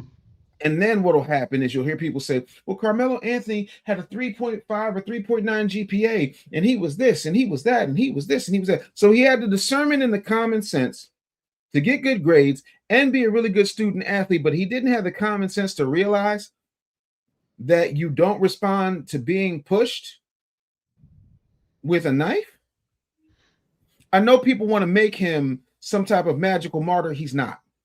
Now, that doesn't mean I don't think he deserves empathy. He does. I ache for that young man. Right. But I also ache for that other young man's family. That's true. I agree. My wife is a twin. Right. There have been times when my sister-in-law in Jersey, she's 50 miles up the road, has had a headache, and my wife felt it. Yes, sir. And called my sister-in-law, be like, yo, you got a headache? Or my wife could be upset about something. And my sister-in-law will call, be like, yo, is something wrong with your wife? Mm-hmm. It's a different type of connection, and to have that connection severed, I know what I go through not having my brother here, and we're 7 years apart. I could not imagine being split from an embryo, being in the same womb, literally having the same DNA. My sister-in-law biologically is the mother of my children because she shares the same exact DNA with my wife, because technically they're two halves of the same whole. What Austin Metcalf's brother must be going through, I know what the father's going through, and I don't like that watermelon felon stuff. I ain't on that. This is not me Uncle Ruckusing or Stephen from Djangoing. This is me calling balls and strikes, because that young man did not have to die. And if both of them had done a few things different, both of them would still be here. So that's just what it is. Yeah. And you know, and that's what I mean by incognegro, meaning if you don't think like the mass conglomerate because you are of the same skin hue, then you're not black, or you know, you're a coon. Or I mean, I never understood people that talk about white supremacy, but they use the nomenclature of white supremacy, which is very derogatory, highly disrespectful, and it's not tied to. I don't think you will find black people of that generation. Well, let me take that back. The ones that were dysfunctional and had low self-esteem, yeah, they used it because there was a way for them to pacify themselves and make themselves feel good. But I never understood that. That's a very derogatory word, you know. But transgenerational trauma, say, use the nomenclature of dysfunctional language, because I don't think the Jews use the language of what the Nazis called them. I don't think Asians use the language of whatever racial groups called them. But somehow people use dysfunction as a term of endearment, which to me is foolish. It never made any sense to me. And that's why I say all skin folk and kinfolk incognegro. Tell me a little bit more about the story. I don't know too much about this Carmelo kid. You said that, so I was under the guise that these guys were bullying him and he tried to protect himself. So you say he was asked to leave 16 times. Break that down for me, because I don't. 16 times. Again, I wasn't there, and there has not been any tape that's been made to the public. So keep what I'm saying with a grain of salt. I can only go by what I've read based on transcripts that the media has gotten. So you got to take this with a grain of salt. But what we all know for a fact is that he was under a tent at a sporting event. I think it was a track meet, if I'm not mistaken. And even some of the witnesses for Carmelo said he was the aggressor, right? And he didn't like the fact that he was being told that he needed to leave. Now, adults weren't telling him to leave. Austin Metcalf was telling him to leave, and he was told to leave 15 times. Like, at some point, you got to just go ahead and say, okay, this is the ego. I get it, but, you know, I'm not going through all this. And what winds up happening is he doesn't. Even there's been things saying that Austin Metcalf said, I ain't trying to fight you at no track meet, so on and so forth. At the end of the day, allegedly, Carmelo Anthony got pushed. When he got pushed, he said, touch me again, you know, and you're going to see what happened. Or see what happens. And for whatever reason, he got pushed again, I think. And then the next thing you know, right to the heart. Oh, wow. See, I didn't. And so that's the thing. When you say, number one, it's against school policy to have a weapon. Number two, when you say, touch me again, and you reaching in your bag, that's premeditation. Number three, you jabbed him. Right. So you can't say self-defense.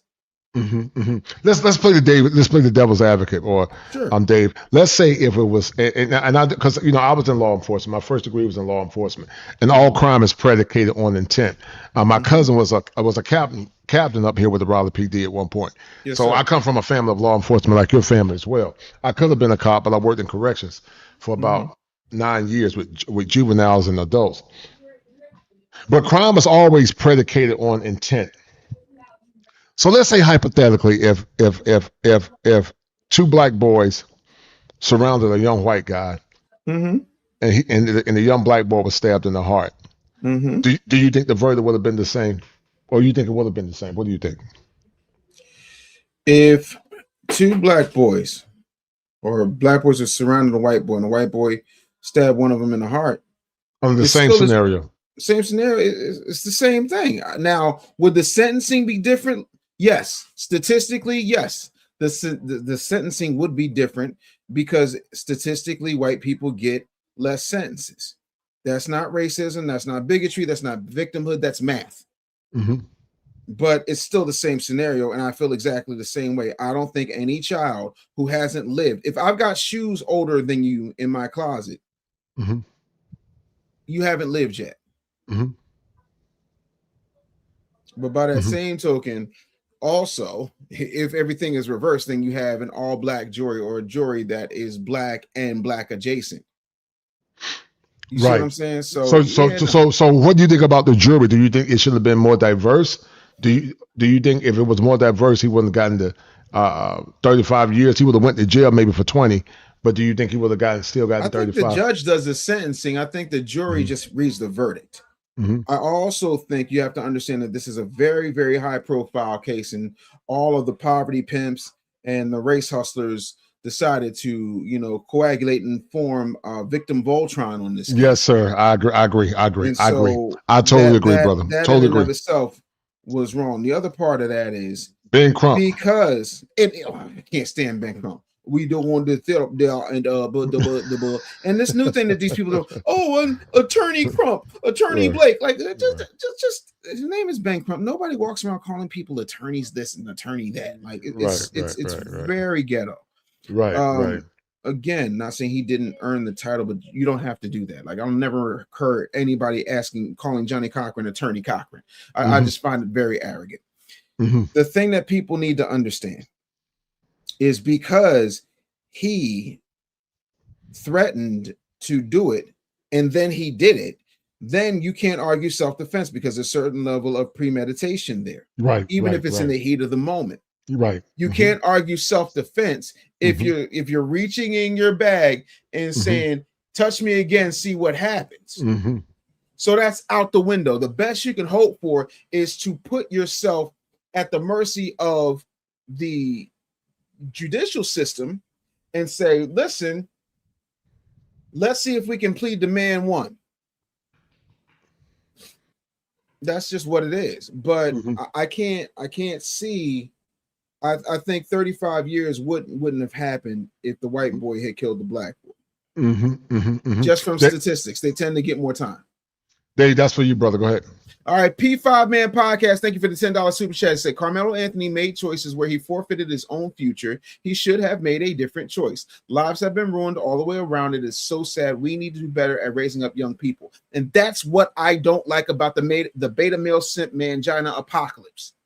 Because when even Charleston White was like, yo, I talked to the dad, so on and so forth. The next day, Charleston White was like, yo, he's soft. I can't deal with it. You on your own. Go get Ben Crump or somebody like that. I can't deal with you. You gotta go. And that's the thing, because my whole thing is if somebody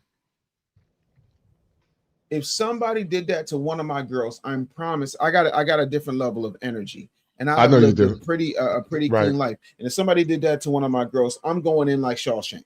Yeah, I know. Like old boy who waited at the airport.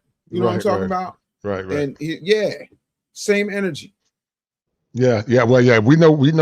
Yeah, I believe you. I believe you'll take somebody out. Hold tight, Dave. Austin Metcalf, who was fatally stabbed during a high school track meet on April 2nd, 2025 at Kuykendall Stadium in Frisco, Texas. Austin was a student at Memorial High School, while Anthony attended Centennial High School. According to prosecutors, the evidence presented during the state's case supports a charge of murder rather than self-defense. The state argues that the confrontation began during a weather delay when student athletes gathered under team tents. Prosecutors say Anthony was sitting under the Memorial High School tent despite not being a Memorial student. Multiple witnesses testified that several memorial students asked Anthony to leave the area. According to the state's theory, tensions escalated after Austin Metcalf also told Anthony to move. Prosecutors claim the encounter quickly turned violent and resulted in Austin being stabbed. What happened to me and just shutting the fuck up and going to work?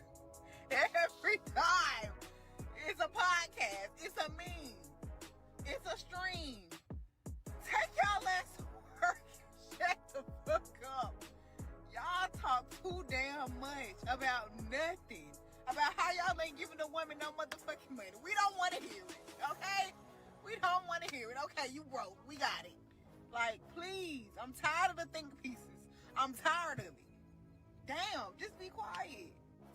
Now, from racialized idolatry to defective women being disrespectful to black men like this woman, this heifer. Mm-hmm. Why do you think that? Listen, we understand that there's a culture of victimization. Well, we understand the historical context of systemic racism, but I don't think everything ain't racism. We got to stop the heck. I remember when I was in school, the kid would get mad at the teacher and say he racist. No, the teacher ain't racist. You just lazy. You didn't want to do your work. No. You trying to use it as a scapegoat. And when you hear this woman disrespect black men, mm-hmm. but also, it's like when it come down to, like some of these white liberals use black folks as talking points and whipping boards. Mm-hmm. When a black man get killed, Black Lives Matters ate off black men murder. Mm-hmm. But then when it come down to these same people going to PTA meetings, because I was a teacher, mm-hmm. these same people going to nurturing the boys and feeding the boys and teaching the girls and reading them books. It's like they always come out in droves when it's some dealing with perceived victimization. We're not saying that it have not exist or that sometimes the criminal system is not always fair, but some of this stuff is just lack of awareness and also scapegoatism, and people use scapegoats like you were talking about, the Ben Crumps of the world, these race hustlers, to keep black folks or some people that look like us in a perpetual cycle of victimization. I'm not one of the black folks that say, like some conservatives that say, well, pull yourself up by the bootstraps. I don't believe in that.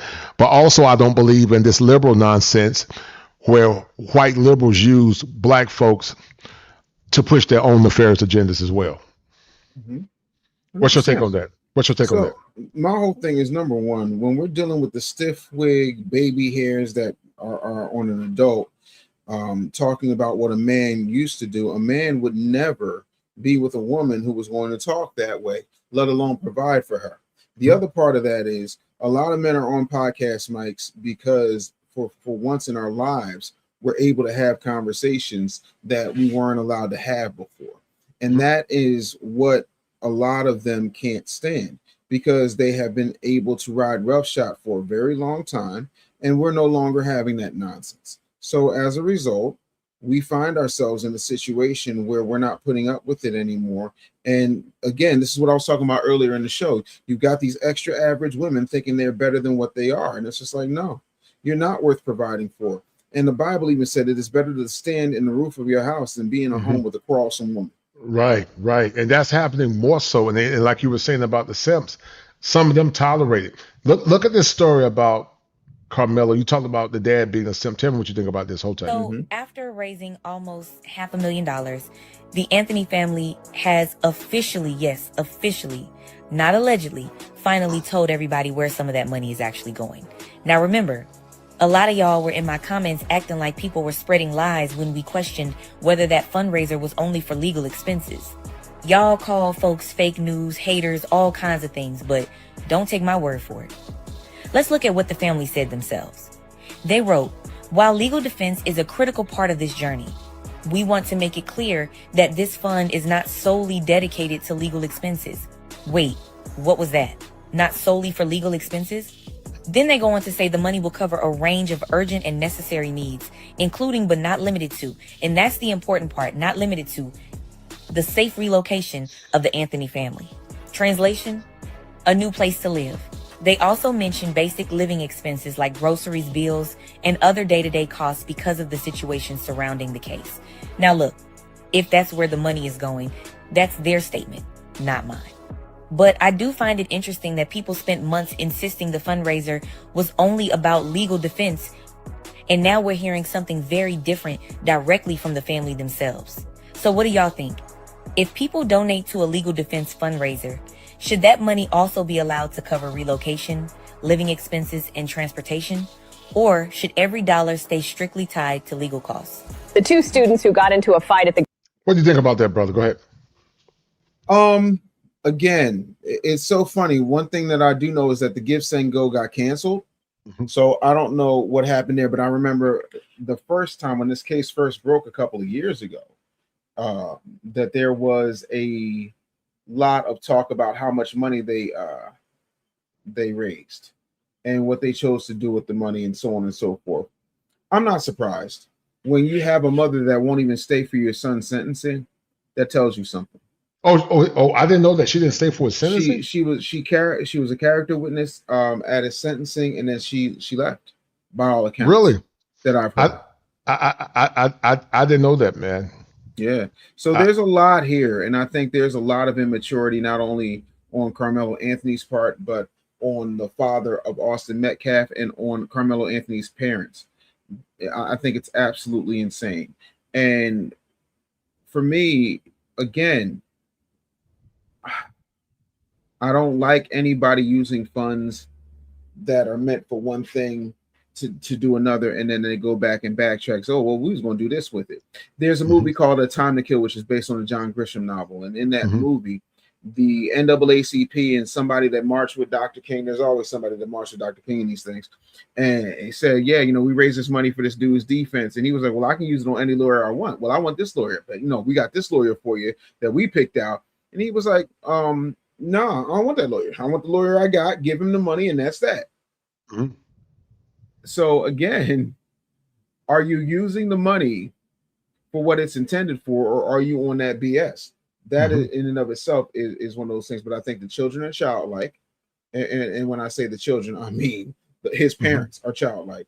And I think that you're going to get, if you got babies having babies, you're going to have a baby that's a baby. Yeah, right. I totally 100% agree with that. Let me show you this real quick. I know you got to go in a few, but let me show you this real quick. Hold tight. Absolutely. Graduation ceremony have had their diplomas revoked. The two suddenly clashed while receiving their diplomas. Witnesses stated that both had long sought more attention on campus.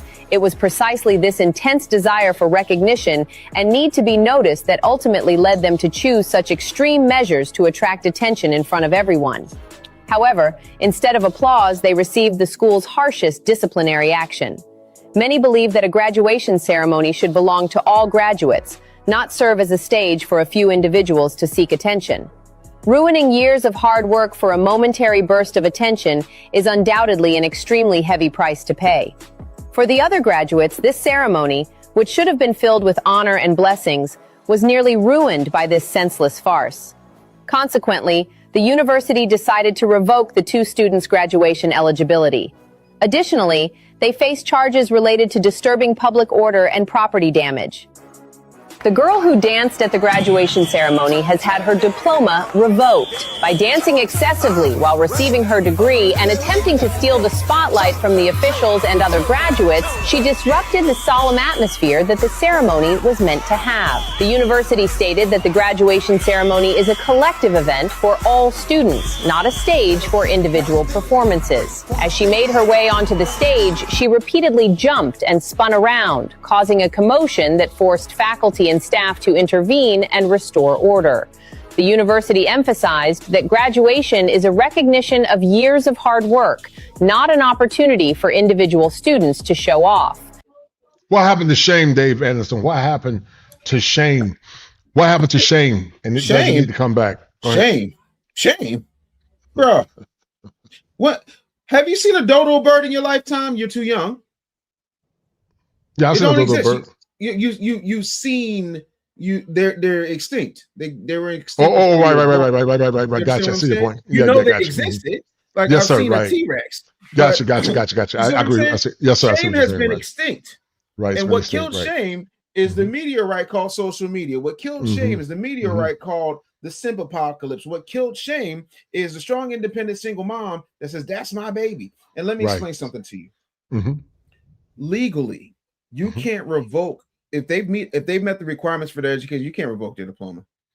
I would sue them into the Stone Ages. Now, having said that, I am sick of seeing screaming, loud, dancing, clapping, yelling, bouncing, backflipping, twerking people with caps and gowns on. Not doing that. That's absolutely insane. Dancing is one thing, but being like all cuckoo with it, no, we good. Shout out to my man Gregory Scotland. He says, salute, Coach. I'm sure you have noticed the simps and so-called conservatives that come back to attack the passport bros. What do you think about male sovereignty, David, and men living their lives on their own terms? Because maybe David has always been that way. But what do you think about male sovereignty? And we got a racist here. We're going to, you see, it's you can't have coaching conversation without a jackass, man. But let me ban it is what it is. I'm really cool. I love the block button.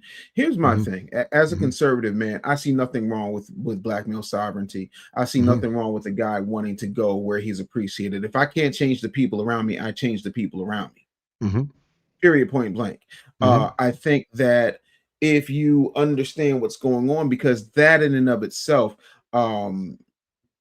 there's a difference between going someplace to have a good time and enjoy yourself versus sex tourism versus, I'm over there and I'm going to get got. Somebody's going to put something in my drink. And then the next thing I'm going to wind up,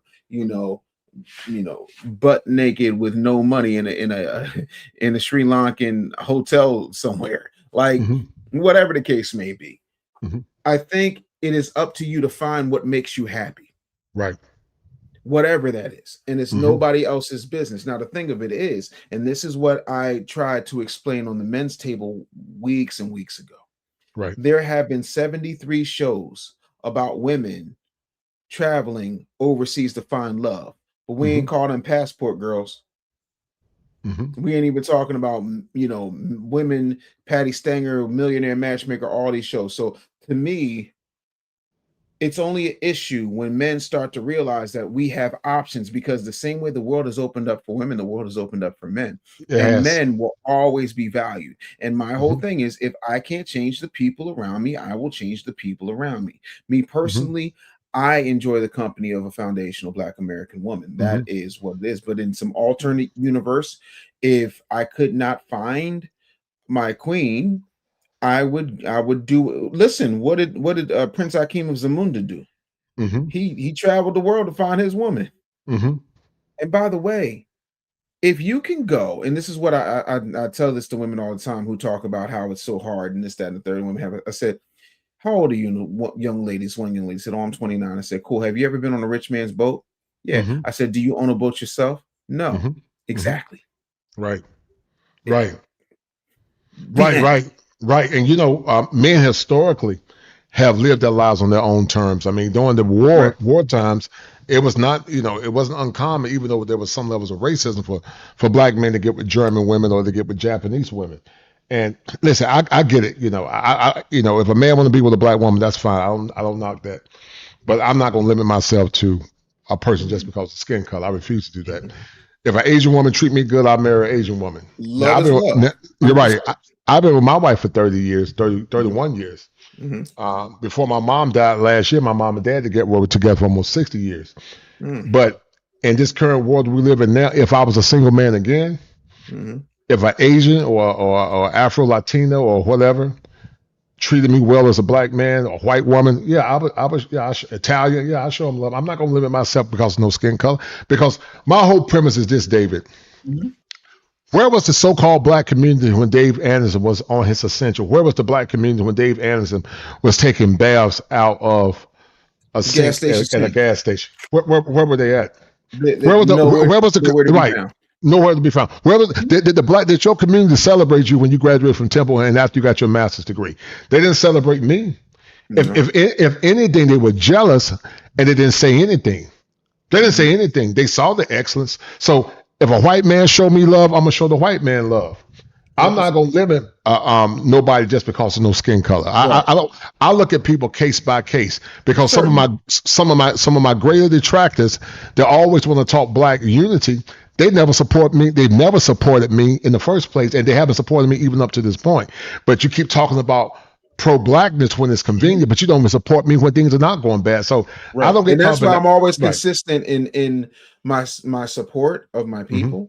Mm-hmm. And I'm not talking about supporting black business. I'm talking about making sure that they know that I'm there, that I can help, that I'm offering my services, those types of things.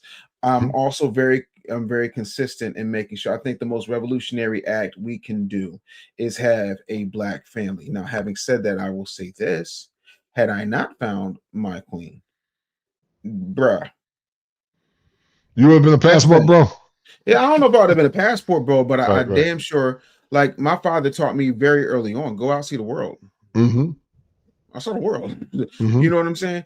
Mm-hmm. But for me, and this is my thing, right? I don't, and again, I don't knock anybody for whatever they choose. I got plenty of people in my family, even my own brother, did not marry a black woman. Right. But I will say this. I love the comfort of having a cultural frame of reference. Right. That I don't have to explain why I am the way I am, how I feel the way I feel. And yes, that is the $1 million title in the background. That's Ted DiBiase's $1 million title. Yes, it is authentic. Because he's also a person that, again, to your point, when it comes to white people show you love, this, that, and the third, that man is one of the biggest advocates for stopping recidivism in prisons, especially when it comes to black people. Right. So a lot of people don't know that man, like I've gone into prisons and he has really supported me speaking to these brothers out here who don't want or don't know how to navigate a system outside of the criminal element. And I tell anybody, the prison system is criminal college. So yeah, you know, I believe in love. I believe in us. And I think one of the things that strengthens us and what strengthened us up until 1965 and what continues to create a certain level of growth in us is the perpetuation, the growth, and the cultivation of a black family. Say what you want, but who's the greatest entertainer who's ever walked the face of the earth? Oh yes, Michael Jackson. You know where Michael Jackson came from? Right. A strong patriarchal family union. Say what you want about Joe. Oh, Joe was beating the kids. I want to be beat like that. Yeah, I agree. Where their least performing child outsold you. Serena and Venus Williams too, even though they don't venerate their father like they should, in my opinion. No, but guess what? Champions. Never before, never again. Like when people talk tennis, they talk Williams sisters and then McEnroe. I agree. I think right. Go ahead. Ain't nobody talking about Marina Navratilova. Right. Ain't nobody. No. What is we talking about? Greatness. Greatness comes from discipline. The word discipline has a root word in it. Disciple. Yeah, disciple. Yep. I'm glad you said that. You know what? You listen, Dave. You and I think on the same wavelength, like brother Paul Elam. But let me show you something, because you must be thinking like me, because I created something for this show, and let me see if I can find it. And this was my premise. Where is it at? Because I said something about discipline. I created a banner. As soon as I find it, I want to show it to you. You good? But let me read this super chat by my man Gregory Scotland. He said the American black family really started on this vanishing road around the time the book came out called Dark Ghetto. What do you know about that, Dave? This is the first time hearing the Dark Ghetto. Well, what would you say about the sentiment in general? I think what winds up happening is, here's the thing. Once you realize that all you have to do to get rid of your enemy is destroy them in the media, if I can control your image, I can control your destiny. And I can predict within a certain amount of time what it's going to take in order for you to be gone.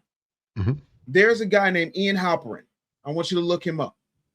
And Ian Halperin is famous for one thing. Do you know what that one thing is? No, I don't. No, tell me. Ian Halperin said Michael Jackson has less than 6 months to live. and everybody went, "Oh, this dude's a nut." 5.5 months later, Michael was gone. Because Ian was talking to a bunch of people who saw what was happening, who saw the setup, who saw what was, and I'm not trying to put on my tinfoil turban tonight, but again, he called it. And certain people were trying to separate Joe from Michael. And Joe warned Mike, like, yo, you have all these people around you, they're just going to yes you to death, and they're going to let you do everything. You missed out.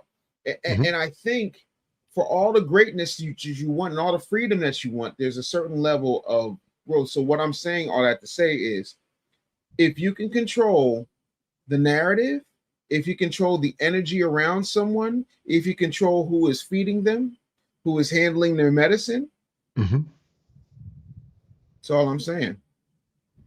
Yeah, I agree with that, man. I agree with that 100%. And like I said, Dave, I don't see it getting no better in our lifetime. I know you're an optimist, man. I see things through the lens of pragmatism and systems, but also through the lens of theology. The scripture said, "Unless God build a house, then the labor builds it in vain." Amen. In order for there to be evolution, there must be a de-evolution. The old system got to be destroyed, and there are some say that we're heading towards a one world order. Now, I don't know if you believe in that stuff or not, but I tell people, Dave, that conspiracy theories are just conspired truths. They call them theory because it's hidden. Because there's no such thing as a conspiracy theory. That term came up after the Kennedy assassination, and we know who's behind that. So I call it a conspired truth. And the powers to be just don't want to believe in it because, there's a such thing called confirmation bias. Correct. And if people really saw what was really coming into this world, it will scare them. So most folks would rather have their head like an ostrich in the sand instead of dealing with reality. When you talk about your daughters, Dave, what is your greatest fear for the generation, for your babies, man? You have been a stalwart. You've been a clarion caller. But what is your biggest fear for your daughters when it comes down to finding a good man, a good husband to marry? I think my oldest daughter has found one. Thank you, God. I like the little boy. I think he's extremely nice. But my youngest, I'm afraid that a lot of these young men out here aren't readers.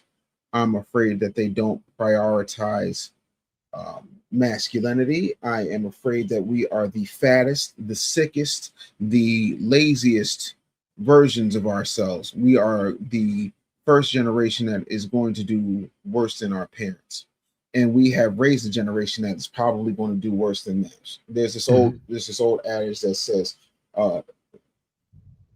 hard times create strong men. Strong men create soft times. Soft times create weak men. Yep. And I think what has happened is there has been too much soft times creating weak men. Dave, I had prepared this right before we had this conversation. And I said this a while ago in the past. I say, in order to have a woman following your leadership, I strongly believe that for a man to have a good wife, she has to have emotional regulation. That means she 100%. Has to be disciplined. And you're right. As I've always said, I was a former teacher. A person that has discipline is a disciple. So that means you have to have what's called self-regulation. And so discipline brings order.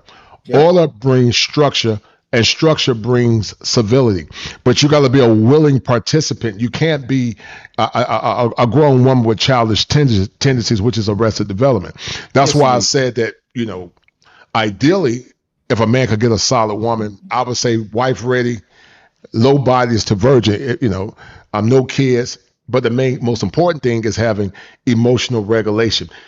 When you think about your mom, when you think about your grandmom, what is the greatest stark difference you saw in those women compared to the women of now?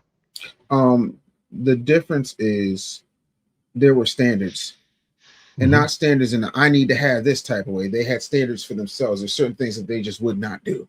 I remember coming to my mother once and I said, no matter what was going on, I don't think I've ever seen you cry.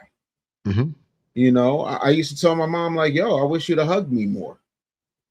And my mother said something to me. She said, your father got Alzheimer's and dementia. I was raising 2 boys into men. My tears were none of your business. I saved my tears for God and my pillow. And I was like, yo.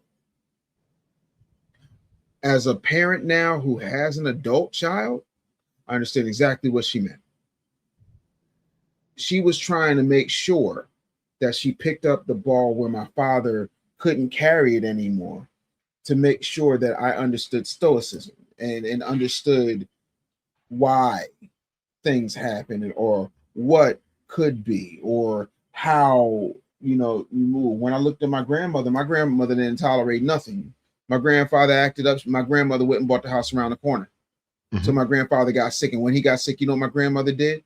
She fulfilled her duty as a wife, and she came back and took care of my grandfather, and they stayed happily after. Yeah, yes, sir. Right. So she did the strong and independent thing, bought a house around the corner. But when he took ill, she came back and he got a new attitude because she showed up like a servant, and then he started to make sure that he was leading with a little bit more discipline and respect. Right. You see what I'm saying? There is balance there. There was duality. What happens now is if you got two, you got a phone. Obviously, you got a phone. Yes, right? sir. What kind of phone you got? I got a Samsung Note 20 Ultra. Oh, we were doing so well, Kosher. You are one of these Android people. I'm an Android man. People are weird. My girls got your phone. The Apple phones. But listen, as a parent, you always want your children to do better than you. Anyway, the thing of it is, if I got two chargers and no outlet, what do I have? A dead phone. A dead phone, right? Don't matter if I got 10 charges if I ain't got no outlet. You understand what I'm saying? We need each other. I am tired of the gender wars, which are fake propaganda put up by people who profit from keeping us separate instead of I totally agree. In a place where we know what our roles are. Everybody ain't meant to be Beyonce. Some people got to be Kelly Rowland. Other people got to be Michelle Williams, right? Other people got to be Matthew Knowles. Other people got to be Jay-Z. You got to understand where you play in the hierarchy of needs and know your role, shut your mouth, and play your part. That's the problem. We keep acting like it's separate. It's not separate. It's synergy. And we've got to start valuing synergy. And we got to start making sure that, number one, men, you guard your seed. Women, you guard your gate. Right. Until you find somebody worthy. I don't give a damn how fine she is. That's I don't care how strong he is or Pookie did this. I heard Pookie put it down. Yeah, Pookie put it down. All right. We got to start realizing that the only way we succeed is together. I totally agree, man. But listen, it's going to take I think it's going to take a whole apocalypse for that to happen. The whole apocalypse is upon us. It's upon us, brother. Brittany said, hi, just scrolled in. She said, tell me what you think about what she said, Dave. I'll let you read that, brother. Go ahead. Yeah, poll question. I think the media ended the good look of the black family. I was born in 90. Oh my God, I got shoes older than you. We had the Cosbys, Family Matters, Fresh Prince, etc. All functional, loving family. Yeah, because again, the image of the media was different. Look at what happened. And this is a statistical fact. And you can say whatever you want to say about Dr. Cosby, but you will not disparage him in my presence. Dr. Cosby, as a result of the Cosby Show and A Different World, had black folks enrolling in college at record numbers, HBCU specifically in record rates. Yes. Right? Yes. Black people ain't know nothing about Calabasas or Bel Air or none of that until Will Smith said, now this is a story. You understand what I'm saying? Yes, sir. Right. There are more people who became scientists because of LeVar Burton on Star Trek and Steve Urkel on Family Matters. Yes, sir. Right. From 1990 on. I agree. That's how powerful the media is. That's how powerful. That's how powerful that messaging is. It's funny you said that, Dave, because my wife went to Shaw. And Bill Cosby used to rock Shaw University, man. He used to rock it. And the thing that, I've always been very ambitious, but the thing that really motivated me was looking at Jet Magazine, where I saw Beauty of the Week, huh? Right, but not just forgive me, Lord, for I'm sin, but there were times where they had the educated section, and they might say, "Well, Dave Anderson going to Temple University." I said, "Man, I want to be like Dave." So when I saw, I've always been very ambitious. I was a class president. Same, I was a class president. Yeah, I was class. Well, I take that back. I was my junior year. I was the class president. I was going to win it my senior year until I slipped up and cursed, and they revoked it. Man, I was so hurt and angry, man. But they took it from me. But when you would see the educated section in Ebony, it might say Dave Anderson, went to Temple and got his master's from I don't know what school. That motivated me, and that was part of Black excellence, where people wanted to do good, have strong families and whatnot. But it seemed like around the 90s with gangster rap, I remember you were talking about like Clive Davis, and you were talking about Clive Davis and a lot of them. They began to perpetuate the deterioration that we see now. When you and I were teenagers, like I call you baby X because you 48. I'm true X, which is 55. And I was more around your brother's age. Yes, sir. But I remember a time when music was music. There were simps back in the 90s too, man. They don't get me wrong. There was simps in Gen X. But I would argue that the women was a different quality of women. But the media and this false personification of worth have made, as we were talking about earlier in the show, average women think that they are better than what they really are. Certainly. I think at this point we've got to understand that we had a balance that just does not exist anymore. Because once they realize that you can control an entire nation with music, you listen to the Fight the Power, and all of a sudden, it's crazy. Folks out here rioting. No. We're not doing that no more. We're getting that up out of here. So now if you notice, there's a bunch of ratchet rap. There's no balance anymore. Right.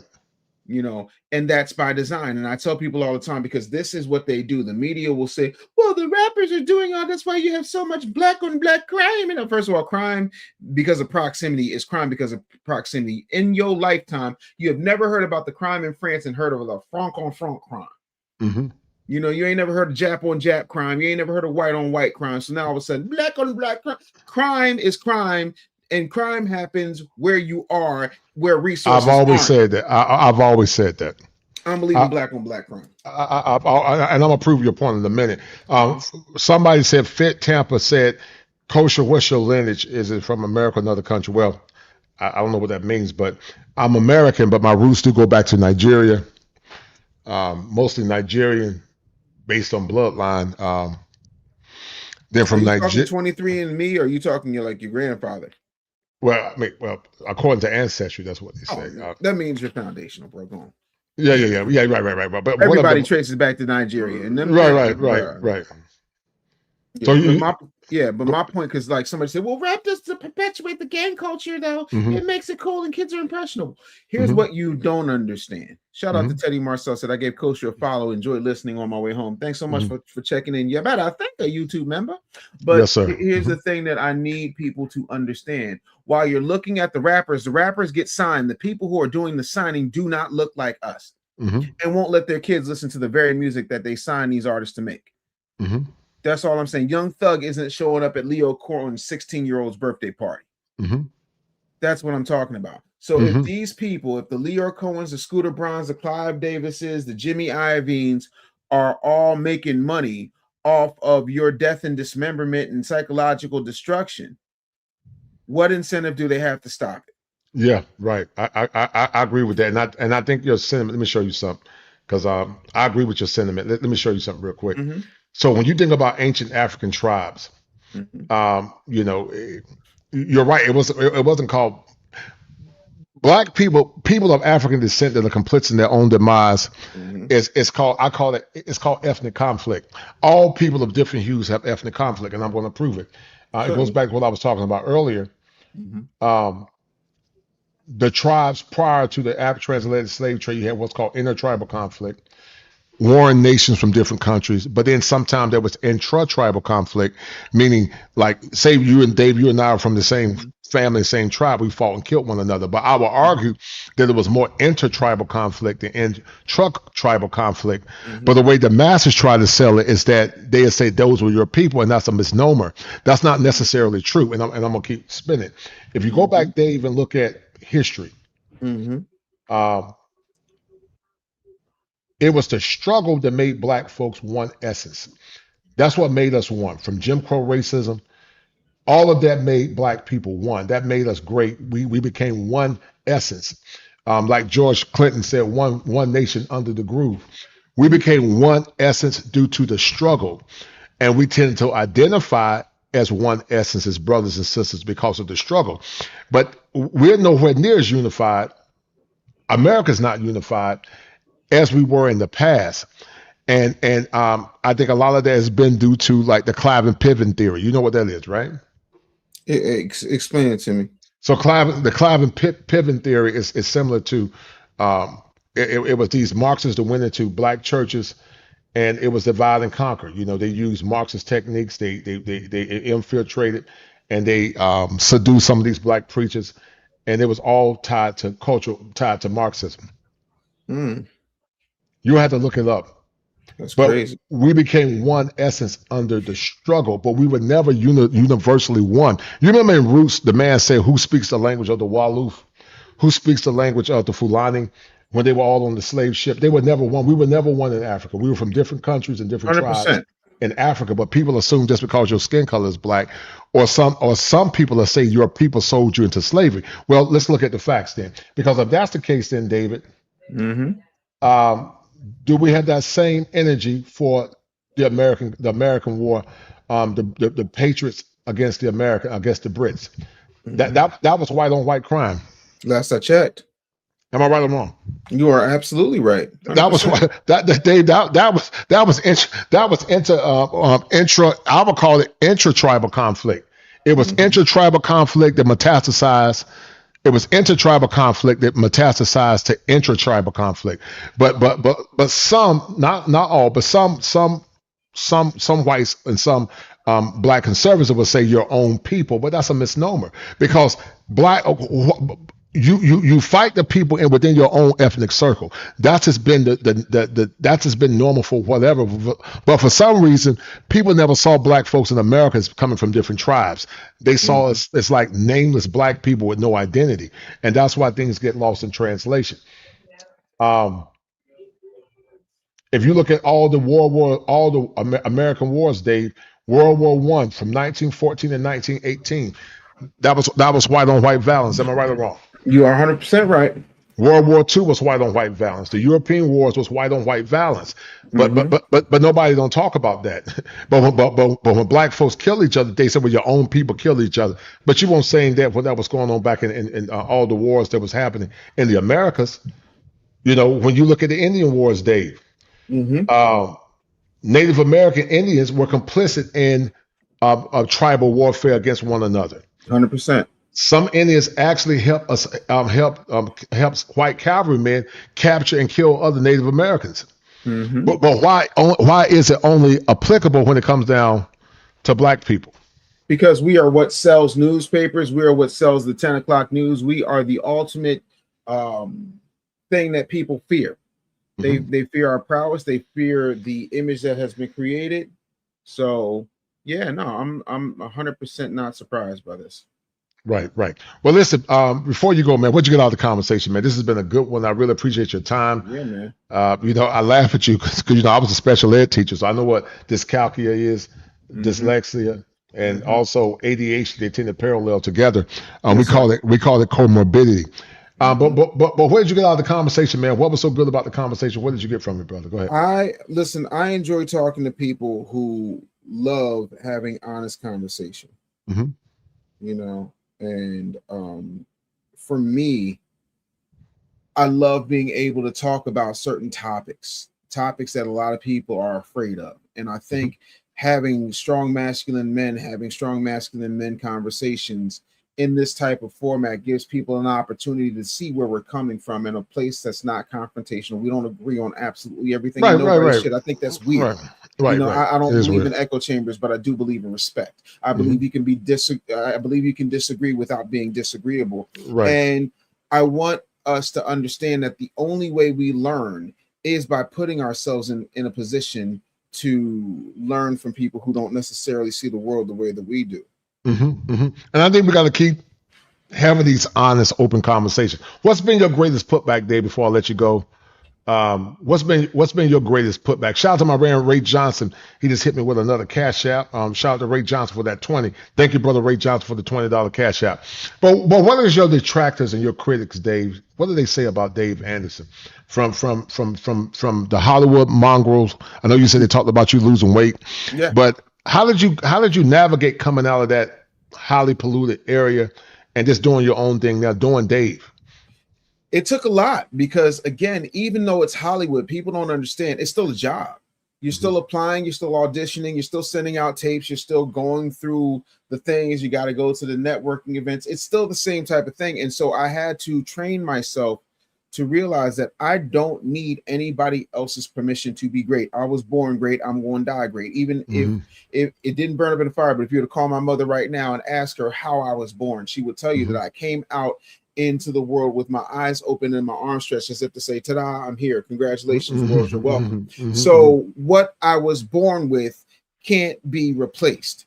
And what God put in me has made me who I am. It's not about, a lot of us have magic feather syndrome. If you've ever seen Dumbo, he was convinced that he could fly because he had this magic feather instead of the fact that he had big old ears.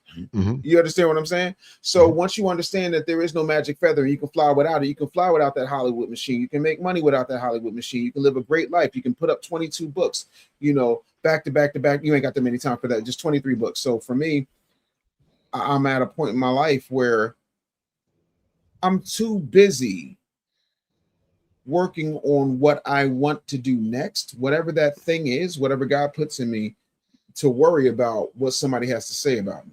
You know, I started doing my morning show. Next thing I know, I was making some songs for the morning show, and then folks was like, yo, you should drop a record. And I put out an album. It's called Shill Music. It's available absolutely everywhere. You can get it on my site. I'm going to give away a couple thanks to you.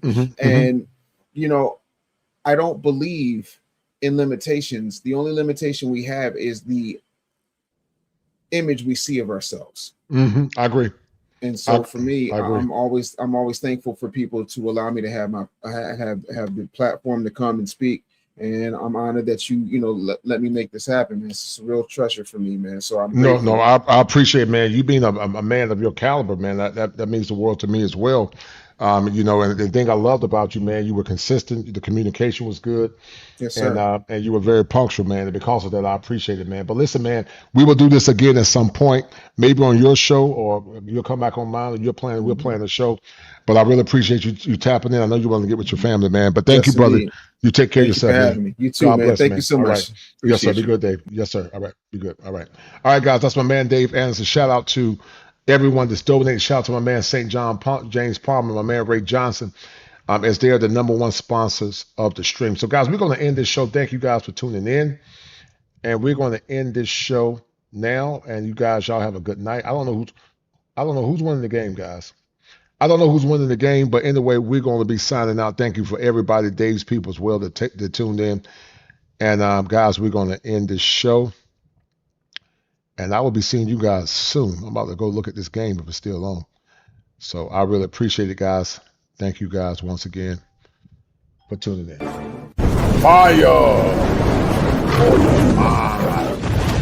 The Kosher Clinician.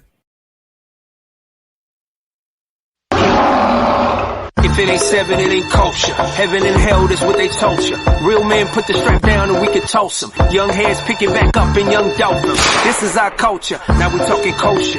Clinician, masculinity issues, absent fathers who miss you, mama drama don't kiss you, all a part of the ritual, this is how they get you, separate the men, women clipping babies pretend to, damn, lovers, haters acting like vultures, if it ain't 7, it ain't kosher, if it ain't kosher, ain't right, gotta divorce us, if it ain't 7, it ain't kosher, if it ain't kosher, ain't right, gotta divorce us, if it ain't 7, it ain't kosher, if it ain't kosher, ain't right, gotta divorce us. This is kosher condition. 7 wonders, the whole world gotta listen. This is kosher condition. 7 wonders, the whole world gotta listen. This is kosher condition. 7 wonders, the whole world gotta listen. This is kosher condition. 7 wonders, the whole world gotta listen. Listen. Listen.